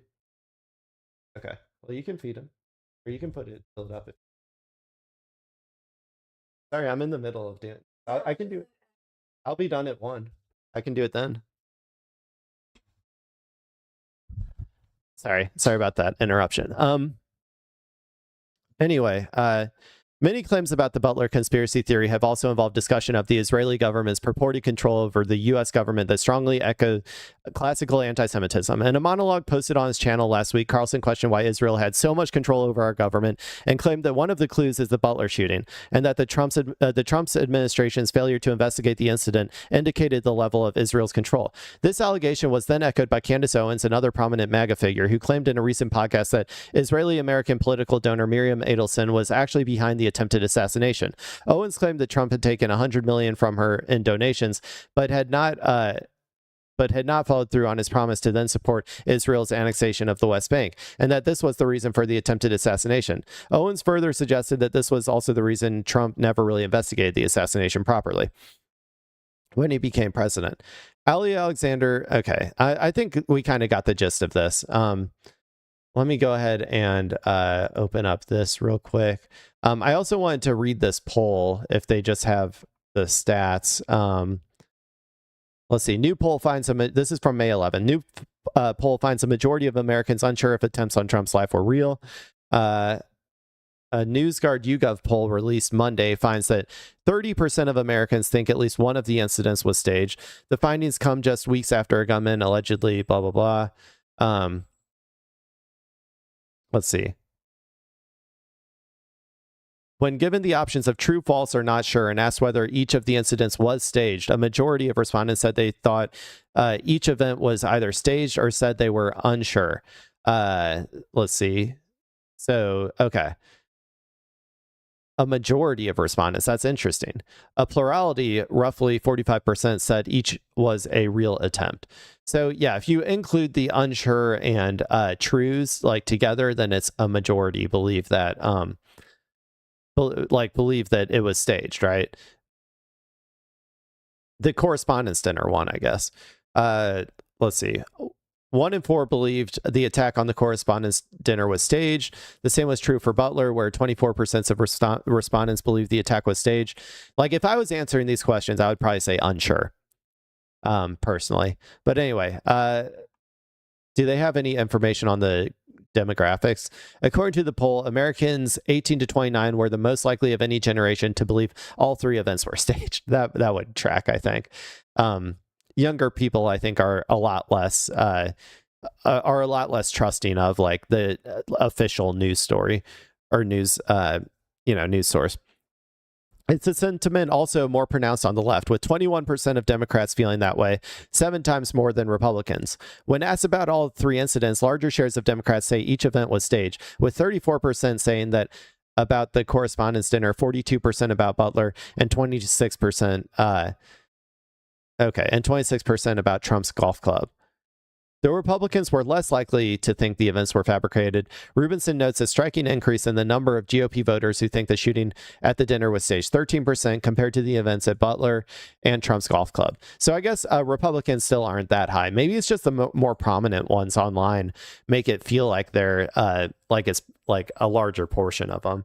But I wonder how many are unsure.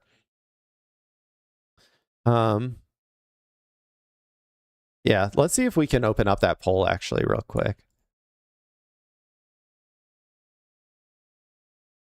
Oh. No, I can't. Unless I can get it in paywall.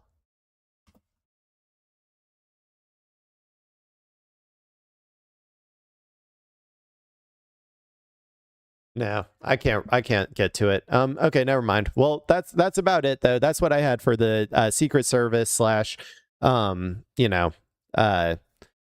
conspiracy theory / whatever story portion of the broadcast. So let's go ahead and move on. We're gonna watch a video about We're going to watch this video about the UK election. So there's apparently a new guy named Andy Burnham. I don't really know anything about him.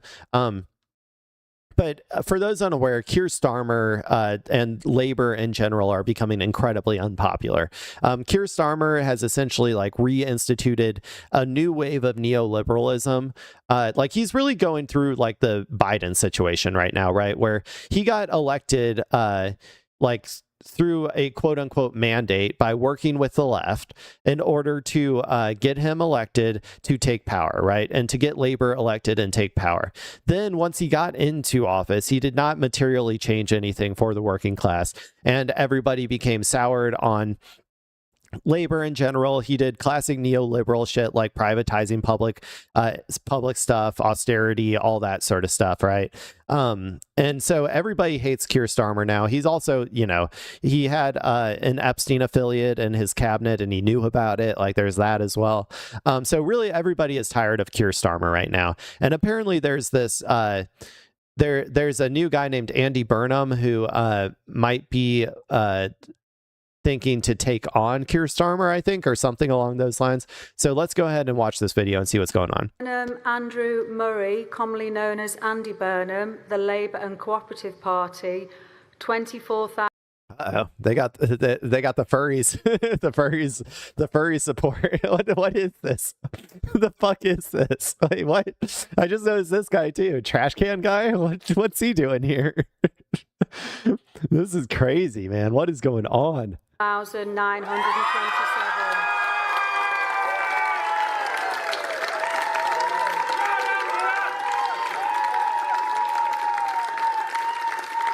Are they at like a Comic-Con? What's going on, dude? Daniel David, commonly known as Dan Clark, the Libertarian Party, 18. Dyer John Alfred, Independent, 37. Gemmell Edmund John, commonly known as Ed Gemmell, the Climate Party, 18. Yes. Gould Paul Richard, Independents, 8. Ho Kenyon Robert. Let's see. Declaring. Okay. So I assume these are like votes. So Andy Burnham, yeah, cleaned out. Commonly known as Rob Kenyon, Reform UK, 15,696. Pownall, Robert Neal, Independent, 18. Shepherd, Rebecca Lee, Restore Britain, 3,111. Okay, so there's Reform at 15,000. Is that the Green Party at 308? That's kind of a shame, but okay. The number of ballot papers rejected was as follows: want of official mark, nil. Voting for more candidates than the voter was entitled to. So at 7 minutes past 3 in the morning, Andy Burnham wins the Makerfield by-election by more than 9,000 votes, handsomely beating Nigel Farage's Reform Party. He will hope that gives him a springboard to make his way to Downing Street. Labour wins the Makerfield by-election, increasing the majority from the general election. Andy Burnham, first elected an MP in 2001. Now the mayor of Greater Manchester, is the new MP, waving to the crowds, enjoying the applause. And he hopes, as he walks along the stage, the next steps will take him to number 10. Let's just listen in.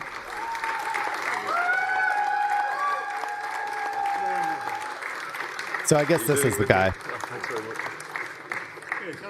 I will. It's very kind of you. Shall you sue me if you did not dump a nuclear reactor? For 27 years, you've been legally threatening me. This is not a nonsense. Go to the site and watch the 3-hour video.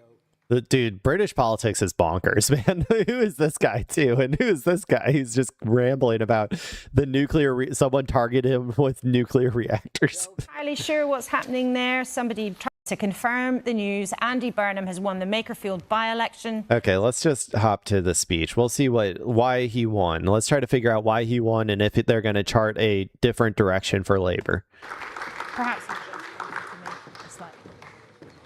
Firstly, can I thank everybody who has worked so hard to make this election run so smoothly and so safely.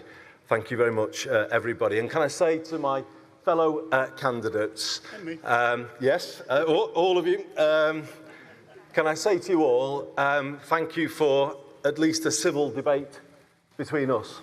If not everything going on around the election, we managed that, and that's really important. Everyone knows that politics isn't working. Everyone can feel that the country isn't where it should be. Tonight just could, be the turning point. From here on, I will give everything I have got to make it so, to ensure the name Makerfield is forever synonymous with bringing about the change this country needs, bringing back something we've lost, hope for the future. I am proud that this place has shone in the world's spotlight these last 5 weeks, and the warmth, humour and hospitality of its people has been on show for all to see. It will never be a stepping stone to me, but instead will be my touchstone. A Makerfield test at the heart of British politics will ensure the places Westminster has neglected will now get fairness. I spoke in the campaign about the need to change politics. I promised to lead by example from the front as your Member of Parliament. I know people who traditionally... By the way, I was looking it up just to make sure I understood this right, but a UK parliamentary by-election happens when a seat in the House of Commons becomes vacant between general elections. So I guess when someone leaves or is removed or whatever in the in between elections, this locale gets to elect a new representative in a by-election. And I don't know how Makerfield usually runs. I don't know if it usually runs Labour versus Reform. I'm not really sure. But anyway, that's kind of like the what this guy is being elected to right now. Traditionally vote for the Conservatives, the Liberal Democrats, the Greens, and perhaps more recently, in May, for Reform UK, have given me their support in this election. I will always have respect to them for that. And out of respect for them, I will always take a place first rather than a party first approach. And I will focus on problem solving rather than point scoring. And I will work hard after this by-election to heal the divisions of this campaign. And let it be really understood that I will be your MP, however you voted. When this borough went to the polls in May, it made a loud cry for change. In this campaign, we have begun to answer that. But I do say to my own party, this is a final chance to change. Ooh, this is what people said directly to me on the hundreds of doorsteps that I stood on. That sounds like a direct challenge to Keir Starmer's leadership in Labour, if I had to guess. We must hear it. We must act upon it, and we must get it right. There will be no second chance. But it is a chance now, from this result tonight, to build a new politics based on unity and hope, turning away from the path that takes us to a divided, dark politics of the kind we see in the United States. We must now take this taking strays path and put this country back on the right path and bring people back together and get things working properly again. It is with some sadness that this result brings an end to my wonderful 9 years as Mayor of Greater Manchester. This city region has given so much to me, and it is a wrench to leave the job I love. But I am not leaving the service of Greater Manchester. I've always been clear that it can't achieve everything it should be, and we can't close the north-south divide, and we can't make all the great English cities be what they should be without big change at the national level. I always knew one day I need some specifics, dude, because so far it's sounding a lot like just like abstract ideas of hope and change. And I've seen that before with Obama, right? Like I need some specifics. Like what specifically are you going to vote for? What specifically are you trying to accomplish? I would seek to go back to Westminster to complete that unfinished business so that Makerfield and Greater Manchester and the north of England can fulfil their potential. And I will forever be grateful to the people here, the people of the wonderful places that make up this constituency, the proud places that always have deserved so much more. I will forever be grateful to them that they have given me the chance to go back and make this country work for Makerfield and the many places like it across the country who have been neglected, who feel that the country works for other people in other places, but not for them. And that changes tonight. This result changes that. This result will bring about a country that works fairly for everywhere. I'm going to be honest. I'm not buying it. I'm going to be honest. I'm not buying it. Let me go ahead and read this article. Let's see. Let's see if we can get some more information on who he is, because he gave me a whole lot of nothing in that particular like speech. It was very, I don't know, like just very basic and very generalized. I really need to know more about him. So let's hope this article gives us that. Andy Burnham is a political insider turned outsider who aims to be Britain's next prime minister. The 56-year-old politician presents himself as an amiable northern everyman who prefers t-shirts to a suit and tie and spends spare time playing soccer or spinning 90s tunes during DJ battles. He's also an experienced politician whose career has taken him from the high-level government jobs to the mayoralty of Greater Manchester and now to the cusp of the Prime Minister's office. Burnham is expected to challenge Prime Minister Keir Starmer after winning a seat in Parliament in a special election he held as a turning point for UK politics. His nickname is inspired by Game of Thrones. Burnham was born and raised in a pocket of northwest England between Liverpool and Manchester, the son of a British telecom engineer and a receptionist. He joined the Labour Party as a teenager, attended Cambridge University, and first elected to Parliament in 2001. He was a lawmaker for a decade and a half, rising through the ranks under Prime Minister Tony Blair and serving in Prime Minister Gordon Brown's cabinet between 2007 and 2010.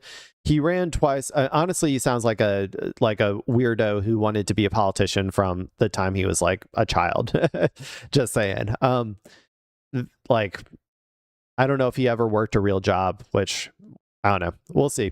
He ran twice for the leadership of the Labour Party in 2010 and 2015 and lost badly each time before quitting Westminster to run for Manchester mayor. His tenure has seen him nicknamed the King of the North, a Game of Thrones inspired nod both to his championing of his home region and his barely disguised political ambition. He gained the moniker during the COVID-19 pandemic when he harangued Conservative Prime Minister Boris Johnson over what he calls London-centric approach to the crisis.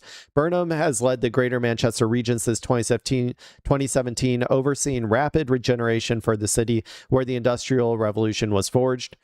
The city center has boomed with skyscrapers blooming on vacant post-industrial sites. Many residents praise him for championing the city. He took a piecemeal public transport system under public control, branded it the B network and improved its services. I like that. That's good. That's the opposite of austerity. So I really like that. He also won praise for supporting the campaign for justice for victims of the Hillsborough disaster when 97 Liverpool soccer fans were killed in a crush at a game in Sheffield in 1989. Years of advocacy led by victims' families exposed mistakes and wrongdoing by police who initially spread a false narrative blaming drunken fans and extracted an apology from the government. That's cool too. He pledges to end trickle-down economics. Now, this is something I can get behind. Burnham is perceived to be the political left of Starmer, an asset with Labour members and is acknowledged as one of the party's best communicators. The rather stiff public speaker of his earlier leadership bids has been replaced by a relaxed figure in jeans and open-neck t-shirts. His 3 mayoral elections victories and decisive win in Thursday's election in Makerfield, where he trounced the candidate of the anti-immigration party Reform UK, have cemented his status as a winner. Many in the party hope he can reverse Labour's precipitous decline in popularity since Starmer won an election landslide 2 years ago. That election landslide was due to the left, right? It was because they were able to convince the left that they were going to, implement policies that would be, the left joined their coalition essentially. And then as soon as he got elected, he said, "We don't need you. Get the fuck out of our party." Is basically what Keir Starmer said to the left of Britain. Let's see. Makerfield voter Ellen Picton, 66, said she was absolutely thrilled by Burnham's victory. "I believe that he's a man for the common people." She said, "Andy is like one of us, and he understands what we're going through." Burnham is pledging to repeat on a national scale his signature brand of Manchesterism, a politics he likes to say puts people in place before party and centers on regions ignored by governments in London. "What we've built in Greater Manchester needs to go national," Burnham said during his campaign. "I know what it is to turn places around, but it remains to be seen whether he can have national appeal," said Tim Bale, professor of politics at Queen Mary University of London. "Calling him King of the North in some ways, I think, raises the question of whether he can also be King of the South, King of the East, King of the West," Bale said. However, he does seem to have the kind of X factor that encourages people to think of him not as an ordinary politician, somebody who can communicate with normal people, someone who can speak human. In a post-election speech to supporters, Burnham sketched out his priorities: better vocational education and jobs for young people, lower energy bills and rail fares, and an end to trickle-down economics, which didn't trickle down very much at all to places like this or anywhere. Critics say I editorialized the anywhere portion of that. Critics say Burnham's politics are vague and fail to grapple with tough issues such as that was one of the critiques I just said, right, when he was speaking, such as where the money will come from to pay for his pledges. And they noted that running a country of 70 million is a lot different from overseeing a region of 3 million. whatever. Nonetheless, Burnham now has momentum that could propel him into 10 Downing Street. Andy Burnham is probably one of the most popular politicians in the country, Bale said, although to be honest, that is not saying much. Yeah, everybody, like UK's government, or like the electoral politics in the UK is kind of fucked right now. I like some of the stuff he said. There were only a few things though that I really liked in here. One was taking public ownership over this, taking this piecemeal public transit system under public control. That's an indicator that he might not engage in austerity.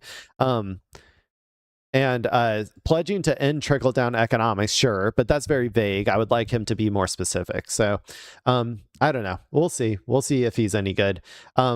I think I'm just going to move on now because I want to get to this last story before I get out of here. I was going to talk about the Palestinian action people getting getting charged as terrorists, but I just don't think I have the time today, so I'm going to get to that on a I'll get to that maybe tomorrow or something as a separate story. Okay, let's go on to Peter Thiel. As was evidenced by the Epstein files, there is a cabal of elites at the top of our society who are organizing and dictating how society should be run. That is an unobjectionable fact. That is just the truth of the matter. That is what we learned in the Epstein files. All of these people who are in the billionaire club, they all coordinate with each other, and they all communicate with each other to come up with plans on how society should be run. And and also I always say there wasn't just one Epstein people. There's more Epsteins out there. Okay, there's plenty of them. They are all out there. They're wheeling and dealing, and they're communicating with all of these elites and powerful people in order to try to accomplish their collective goals, because they, unlike the masses, have class consciousness. They know what they want, and they are incredibly organized, and they will do whatever they can to get what they want. And as a part of that, we have some new information about Peter Thiel. So this is an article from Wired. This recently was revealed. I think this was the original article. But yeah, so Peter Thiel, for those unaware, is essentially the tech, the behind the scenes tech oligarch, who is kind of organizing how our Silicon Valley and how all of our tech companies are working in order to I would say suppress or oppress us. That's kind of how I would say it. Let me see what else he owns. I forgot.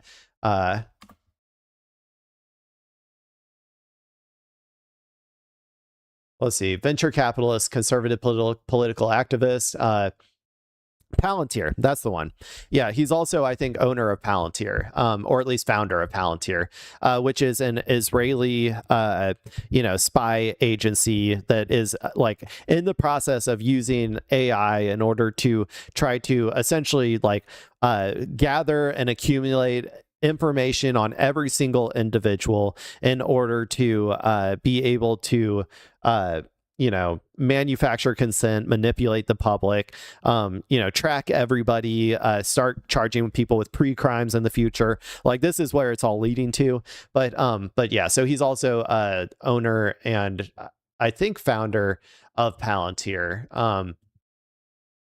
So yeah, there's that as well. He's also the one, I think, that when in an interview was asked if he believed that humankind should survive or whatever, he took a really long time, and then he said, I don't know if humankind needs to survive, because he's also one of these transhumanist freaks who thinks that they think that these tech billionaires are going to ascend into a new form of being through AI or computers, so that they can never die. It all stems from their fear of dying, though. Anyway, this is all a big preamble. We're going to read this article, and we're going to see what's going on with Peter Thiel's secret society that was allegedly found out.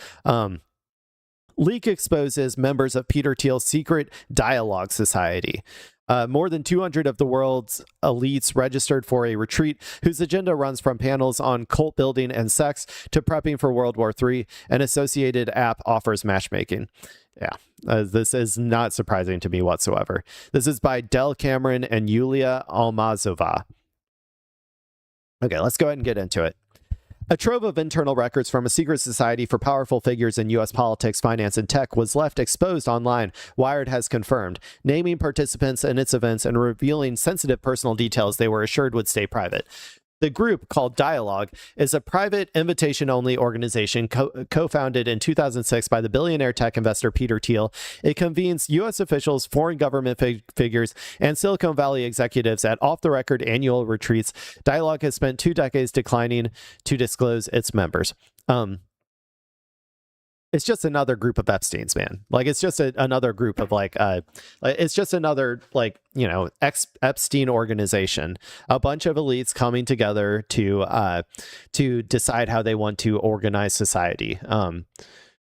Let's see. A director in the website's code was first revealed, a directory in the website's code was first revealed by Swiss hacktivist Maya Arson Crime maybe, I don't know. Rad that it was found by a hacktivist, though. Known for exposing the U.S. government's no-fly list and breaching the surveillance camera company Verkada, Crime W? I don't know. I'm just going to call her Cremu. Tells Wired the directory surfaced via an anonymous tip. Wired independently verified its contents. Yeah, that's cool. A real-life hacktivist. I like it. A source separately provided Wired with the registration list for Dialogue's 2026 retreat, which named 222 people and records what the list describes as each registrant's membership status and attendee type, including active member and guest. The retreat is scheduled for August 12th to 16th at the Powers Court Hotel outside Dublin, Ireland. Well, they'll probably reschedule at this point. If I had to guess. I mean, I would assume this would get protested if they didn't reschedule. The same data lays out a program of off-the-record sessions, including Money Does Buy Happiness, Bring Back Nuclear, Navigating World War III, Battlefield Technologies, How's Your Sex Life? Other talks include Build a Cult. Oh my God, dude. Okay, so yeah, Money Does Buy Happiness, man. Navigating World War III, like Battlefield Technologies, aka Palantir shit, and all of the weirdo losers who only are able to get sex by paying for it. How's your sex life? And Build a Cult. That's not surprising as well, considering how culty all of these people are. And how I think a lot about how Elon Musk has sort of built a cult around his personality. Moderated by the founder of the Christian networking site Pray.com and Build a Party, run by a former White House national security official. God, I hate this so much. I hate this so much. Together, alongside the mundane fare of a typical thought leadership conference, the documents show an extraordinary convergence of power. The registration records list General Alexis Grinkowicz, NATO's Supreme Allied Commander, Europe, and the head of NATO's Supreme Allied Commander Europe and the head of U.S. European Command, who took the post in July 2025 and is recorded on the leaked list as having attended Dialogue gatherings since 2021. This is what I need people to understand, that this isn't just a bunch of private billionaires getting together to decide how they want to organize things purely from a owning capital perspective, and we own the capital, so we are going to organize the economy through our capital, capitalist decisions that we make in the markets or whatever. They are also having heads of the government come here as well, right? Huge powerful government officials coming to these retreats to schmooze it up with billionaires and Epstein affiliates, in order to design society, not just from a pure capital perspective, but also how can capital coordinate with corresponding governments to suppress any sort of resistance to their goals, right? It's not just private. It is also governments that are like coordinating together. The website directory names sitting Trump administration officials, 2 U.S. senators, 6 members of the PayPal mafia, a former Middle East chief of intelligence, and a sitting ambassador to the United States, along with the founders and directors of many of the country's largest surveillance data broker and advertising data companies. Of course. Those executives appear side by side with senior U.S. officials overseeing their industries. Oren Hoffman, Dialogue's chairman, founded the location data broker SafeGraph and the identity resolution firm LiveRamp, 2 of the most important suppliers in the consumer data economy. He appears in the directory alongside Treasury Secretary Scott Bessent, whose department writes the rules on financial data, and Senator Ted Cruz, chairman of the Commerce, Science, and Transportation Committee, which oversees the Federal Trade Commission and its data privacy authority. The other thing you'll notice here is that this is not just an American thing, right? Like Peter Thiel, these oligarchs, these capitalists, they are global. They do not believe in borders. They do not believe in states or countries or national boundaries. They are international, global pedobillionaires, okay? They believe that they should not only be able to just control everything that happens inside of the US, but they want to have they want to be able to control, own, and operate the entire world. They want to recreate the system of wealth inequality that we currently have in America that is getting worse day by day. They want to take that and they want to apply it over the entire world so that they can then continue to accumulate more and more wealth and labor surplus value from everyone in the world, as opposed to just those from just one country. When it comes to our pedo billionaires, they certainly do not believe that borders are real. Let's see. Palantir co-founder Joe Lonsdale, whose software runs case management for U.S. Immigration and Customs Enforcement and data fusion for the Pentagon and intelligence community, is listed in the same society as Army Secretary Dan Driscoll and Representative Jim Himes, the ranking members of the House Intelligence Committee, which oversees agencies Palantir contracts with, of course.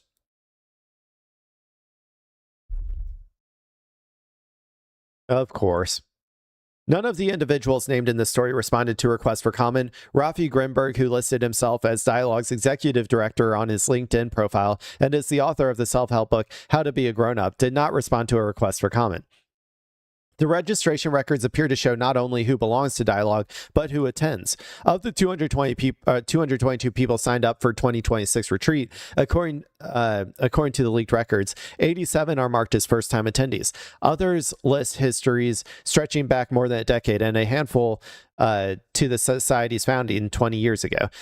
None of the registrants, Grinkowicz included, used a government email address, all registered with personal or corporate accounts, placing their attendance outside the email system subject to public record laws.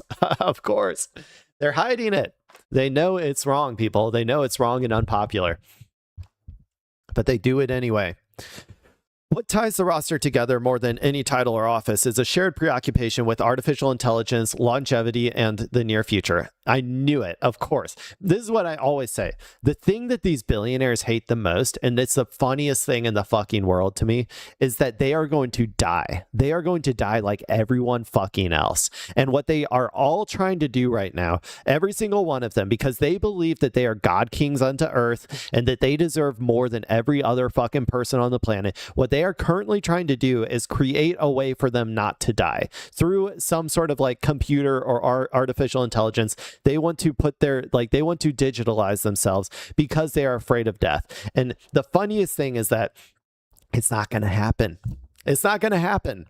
We are not going to get to that sophisticated level of technology under capitalism. We cannot get to that sophisticated level of technology, for them to live out their goals of living for fucking ever, until we organize society away from capitalism. At which point they won't have they won't have this much wealth, and they won't have their delusional ideas that they have somehow earned what they have. Like it makes me laugh every fucking time, because they always do this every single time. They always, this is how they all think. They all believe that they're going to somehow escape death, and I just laugh in their fucking face every single time. Anyway, that's what the longevity thing, I assume, means. Asked on a sign-up form to predict the future, registrants returned again and again to the same theme, that AI will reorder work, war, education, and belief within a few years. No, it's not going to. I'm sorry. It's not going to. It's not that impressive. Like, it's just not. Several foresee mass labor displacement and a swing back toward unions and government programs. I'm still not quite so sure that there's going to be that much labor displacement from this technology. I'm sure there will be some. Others predict an AI winter, domestic terrorism targeting data centers, criminal defendants choosing AI lawyers over public defenders, or religious revival provoked by the disruption. Man, okay. Just, I need people to always remember that these people are fucking idiots, okay? These billionaires, there is no meritocracy. In fact, our country is an anti-meritocracy. The stupidest, most unintelligent, most unimpressive fail sons are the ones who rise to the top in our society, okay? It is not intelligence that gets you to the top. So when you hear them talk like this, you shouldn't take them fucking seriously. This is all of them high on their own supply, like probably just high on drugs in general, sitting in a circle, riffing on each other, trying to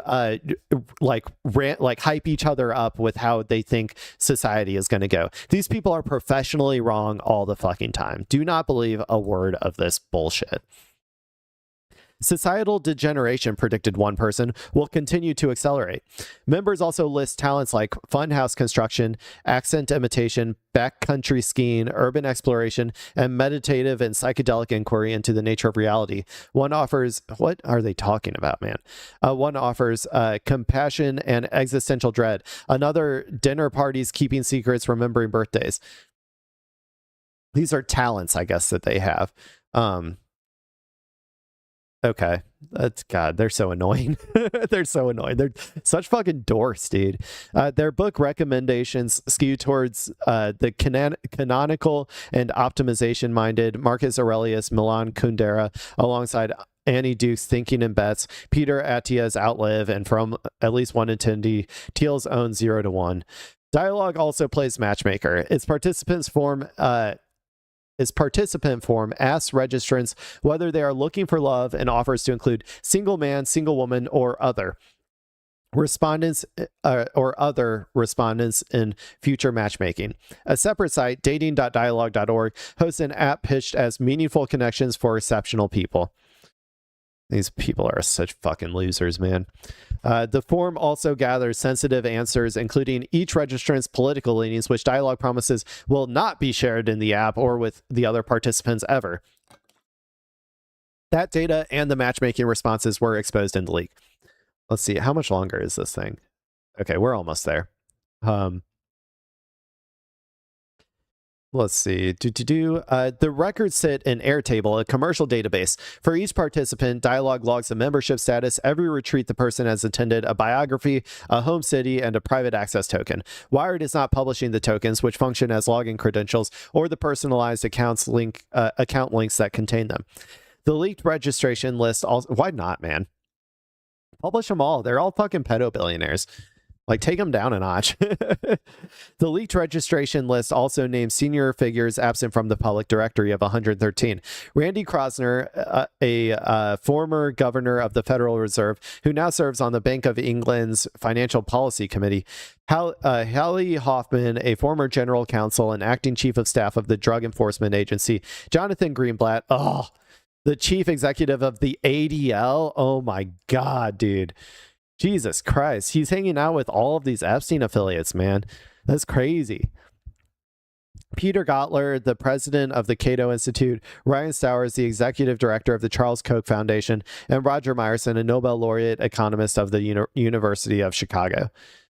It also lists a cluster of Google and Google DeepMind executives, among them Tom Liu, who leads the global affairs for the company's Frontier AI division, and one working journalist, Saud McKennett, a national security correspondent for the Washington Post.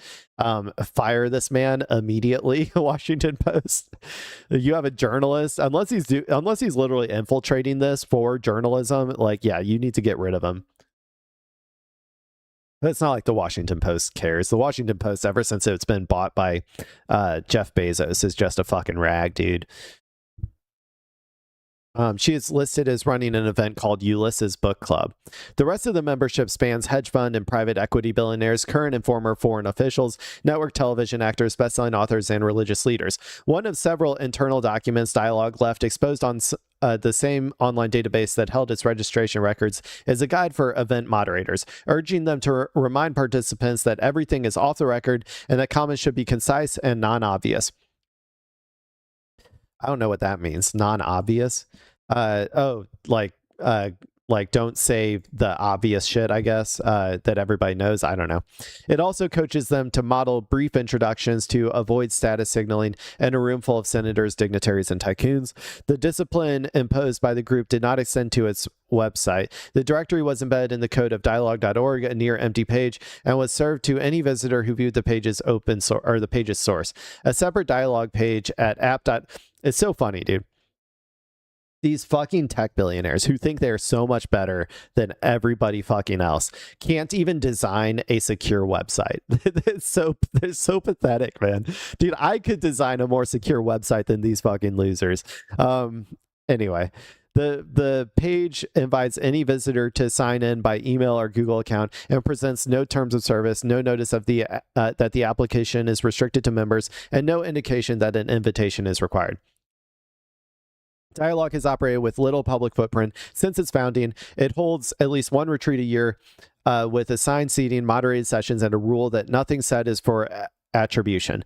Post gatherings have been held at the Ritz-Carlton, Dove Mountain in Arizona, and the San Clemente Palace in Venice, Italy, according to Axios, which first reported the group's plans for a campus in the Washington, D.C. area.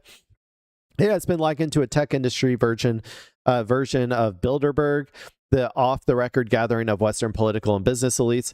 Accounts describe retreats of around 100 participants. The 2026 registration list reviewed by Wired named 222.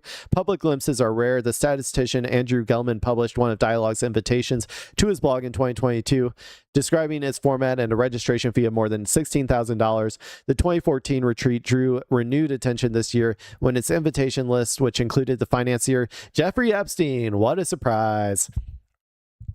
That's 2014. Among roughly 150 invitees surfaced in the U.S. Justice Department's release of the Epstein files. It remains unclear whether he attended or not. Trust me, there's other Epsteins that are currently attending as well. Like I always say, Epstein wasn't the only Epstein. There's plenty of Epsteins out there. There's an unlimited amount of pedo billionaires out there who are wheeling and dealing in the world of the elites in order to, control and affect the world in a nefarious and ugly direction. Before I get finished with this, because this is the last story, then I'm going to head out. I did want to go over one quick aspect of this, because it turns out our boy Joseph Gordon-Levitt, Joseph gotta love him, Joseph Gordon-Levitt, apparently he was invited and potentially went. I don't know, but apparently he responded. So I wanted to go over this because there's something that I want to get into afterwards. So I believe this is his Instagram page, Hit Record Joe, 3 dialogue conferences. I understand why people have questions and are suspicious. Some of the headlines and posts circulating about this are alarming, if not bizarre. So let me clarify. I have been to 2 dialogue conferences, so he has been there. He's been with all of the Epstein affiliates. But I do not know Peter Thiel. I've never met him. I've never spoken with him or his representatives. I've never seen him at an event. That's not even the problem. The problem is that you are at an event with all of the, pedo billionaires, all of the people who are trying to organize society for evil. You were there. From what I've read about his views, we are political and ideological opposites. Look, I think Joseph Gordon-Levitt is probably kind of an airhead and kind of an idiot, if I had to guess. I don't think that he understands ideology, and I honestly, like, I wouldn't put it past them to have just been invited to this thing and just been like, oh, okay, I guess I'll go, without, even thinking about it. But anyway, at the dialogue conferences I've been to, there were a wide variety of people with a wide variety of opinions. Some I agreed with, some I didn't. I can't speak to every person named in the reporting, but my experience was not of simple ideological gathering. Dude, these people, they don't even understand ideology. They don't even understand ideological viewpoint diversity. Everybody there is on the same side. They are all on the same side of global capitalism and the pedo billionaires, okay? That is what their side is. You are never going to get somebody there who is like a anti-capitalist, who is trying to take all of the wealth from capitalists, from these global capitalists, and distribute it amongst the masses. There's never going to be that ideological diversity there. They are all of them have opinions that are in this tiny narrow subsection of thing, and there can be like little flares on it, but in the end they are all aligned with power, all aligned with capital. That is what is happening, okay? There is no ideological diversity at these things. They are all of the same class, the pedo billionaire class. Over the last couple of years, I've been focused on trying to make a positive impact on how the future unfolds, especially when it comes to tech and AI. Part of that works mean forming relationships with all kinds of people. Oh, you have to get in on the inside, I guess. You gotta, you have to be a good person, like in the belly of the beast of AI, of all of these tech pedo billionaires, to try and influence them for good. Yeah. Let's see how that works out. I seem to remember a bunch of people who thought the same thing about being involved in the Biden administration during the Gaza genocide, who were just saying, well, we need to be there. We need to be in the belly of the beast so that we can influence him in a positive direction. And look at where that went. I don't think you're going to have much influence, buddy. If you even do anything to try to stop the evil impulses of these evil people. Part of that work means forming relationships with all kinds of people, trying to understand their perspective and trying to get them to understand mine. Sometimes it's productive to engage with those we oppose. My God, dude. My God. Yeah, okay. How about you go try to engage with the perspective of Nazis too. Go back to World War II and try to, you sometimes it's good to engage with people who have a different perspective than you. So go talk to the fucking Nazis. Go talk to the Klan. Go find the David Duke. Go have a conversation with him. I hate that argument, man. It's so fucking annoying. But anyway, I wanted to bring that up because of this. This one might be too long. Let's see.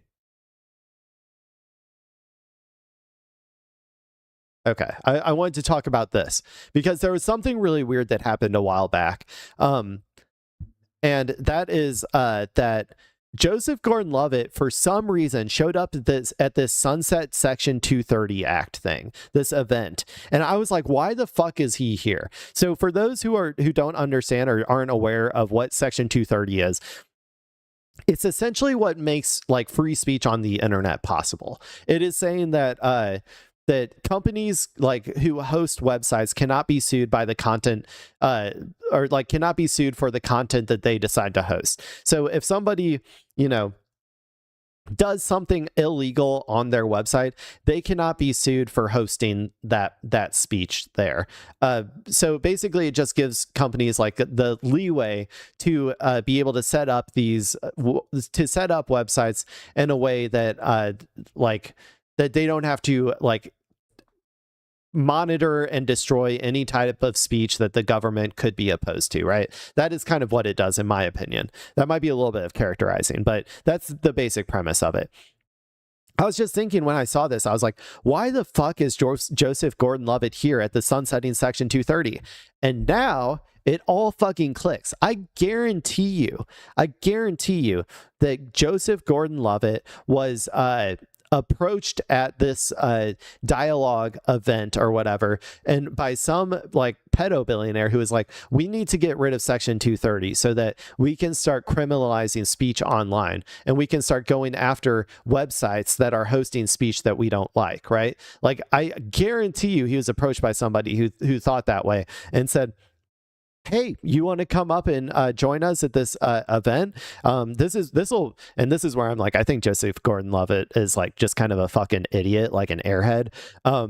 Like, he was probably like, oh, sure, that's like, he probably said like, oh, you know, it's actually going to be good for society if we get rid of this, because then we can, you know, keep the online ecosystem a lot more like civil and nice or whatever. And Joseph Gordy was probably like, oh, okay, I guess I'll do that. And then he came up here and did this. So let's go ahead and watch this video real quick, assuming it'll load. The last search. Come on.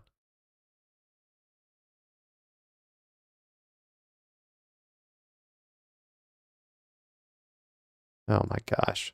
The last There it search goes. on Carson's phone before he ended his life was for the cause. She was meeting companies. Joseph Gordon-Levitt, Capitol Hill, and Okay, let's start from here. Bride, who first shared her story on Capitol Hill in 2023, returned Wednesday, joining other parents of victims and actor Joseph Gordon-Levitt, all demanding justice. There should be nobody voting to give any more impunity to these tech companies. They say Congress must eliminate a federal law known as Section 230, which ensures social media companies cannot be sued for content posted on their platforms. Social media companies have long... By the way, this is a classic rhetorical move that they're doing. They're trying to make you believe that they're actually against the tech corporations and the tech oligarchs. I guarantee you, if this goes through, if they are allowed to repeal Section 230, the most powerful tech billionaires, the most powerful tech websites, Google, you know, Amazon, all of these places, Twitter, Instagram, whatever, right? All of these places, they're not going to be moderated one iota. Okay. The only way that this is actually going to be used is to target people who are organizing or doing things that actually challenge power online. Any website that hosts those types of things, things that the government doesn't like, anything that actually challenges power, those types of websites are the ones that are going to be targeted with lawsuits. The big corporations are going to be just fine if they decide to get rid of Section 230. Fought the effort, arguing it'll open the floodgates for costly lawsuits and ultimately suppress free speech. Democratic Also, only the big companies are going to be able to afford those lawsuits, of course. Senator Dick Durbin is demanding more public hearings to ramp up pressure on undecided lawmakers. That they can stand up and decide whose side they're... Anyway, I just wanted to go over that because I thought it was really interesting, and I finally understand why Joseph Gordy-Levy was here at this particular meeting, and now we can all rest assured, like, that had to have been what happened. Like, I mean, obviously this is all speculation, but like, I want to be clear about that. But like, I think it makes perfect sense. I'm like, you know, I'm leaning towards that's what happened. So anyway, well, that's about it. We're at 2 hours and 15. I think that's going to be the show for today. Thank you all for watching. I appreciate it. If you're watching the VOD, love you too. I'll probably be here for an early morning stream tomorrow. I don't know exactly. It depends if I decide if I want to work out. No, actually, no. I probably. Oh, wait, no. I have. Okay. I know that I have something going on tomorrow, so on the earlier side. So if I do it, it might be like a really early stream. We'll see. Or it'll be a shorter stream, but it'll probably be like either gaming or something easy that I don't have to prepare that much for. So anyway, yep, that's all. This has been Technically Clay, and the stream is technically over. Bye bye.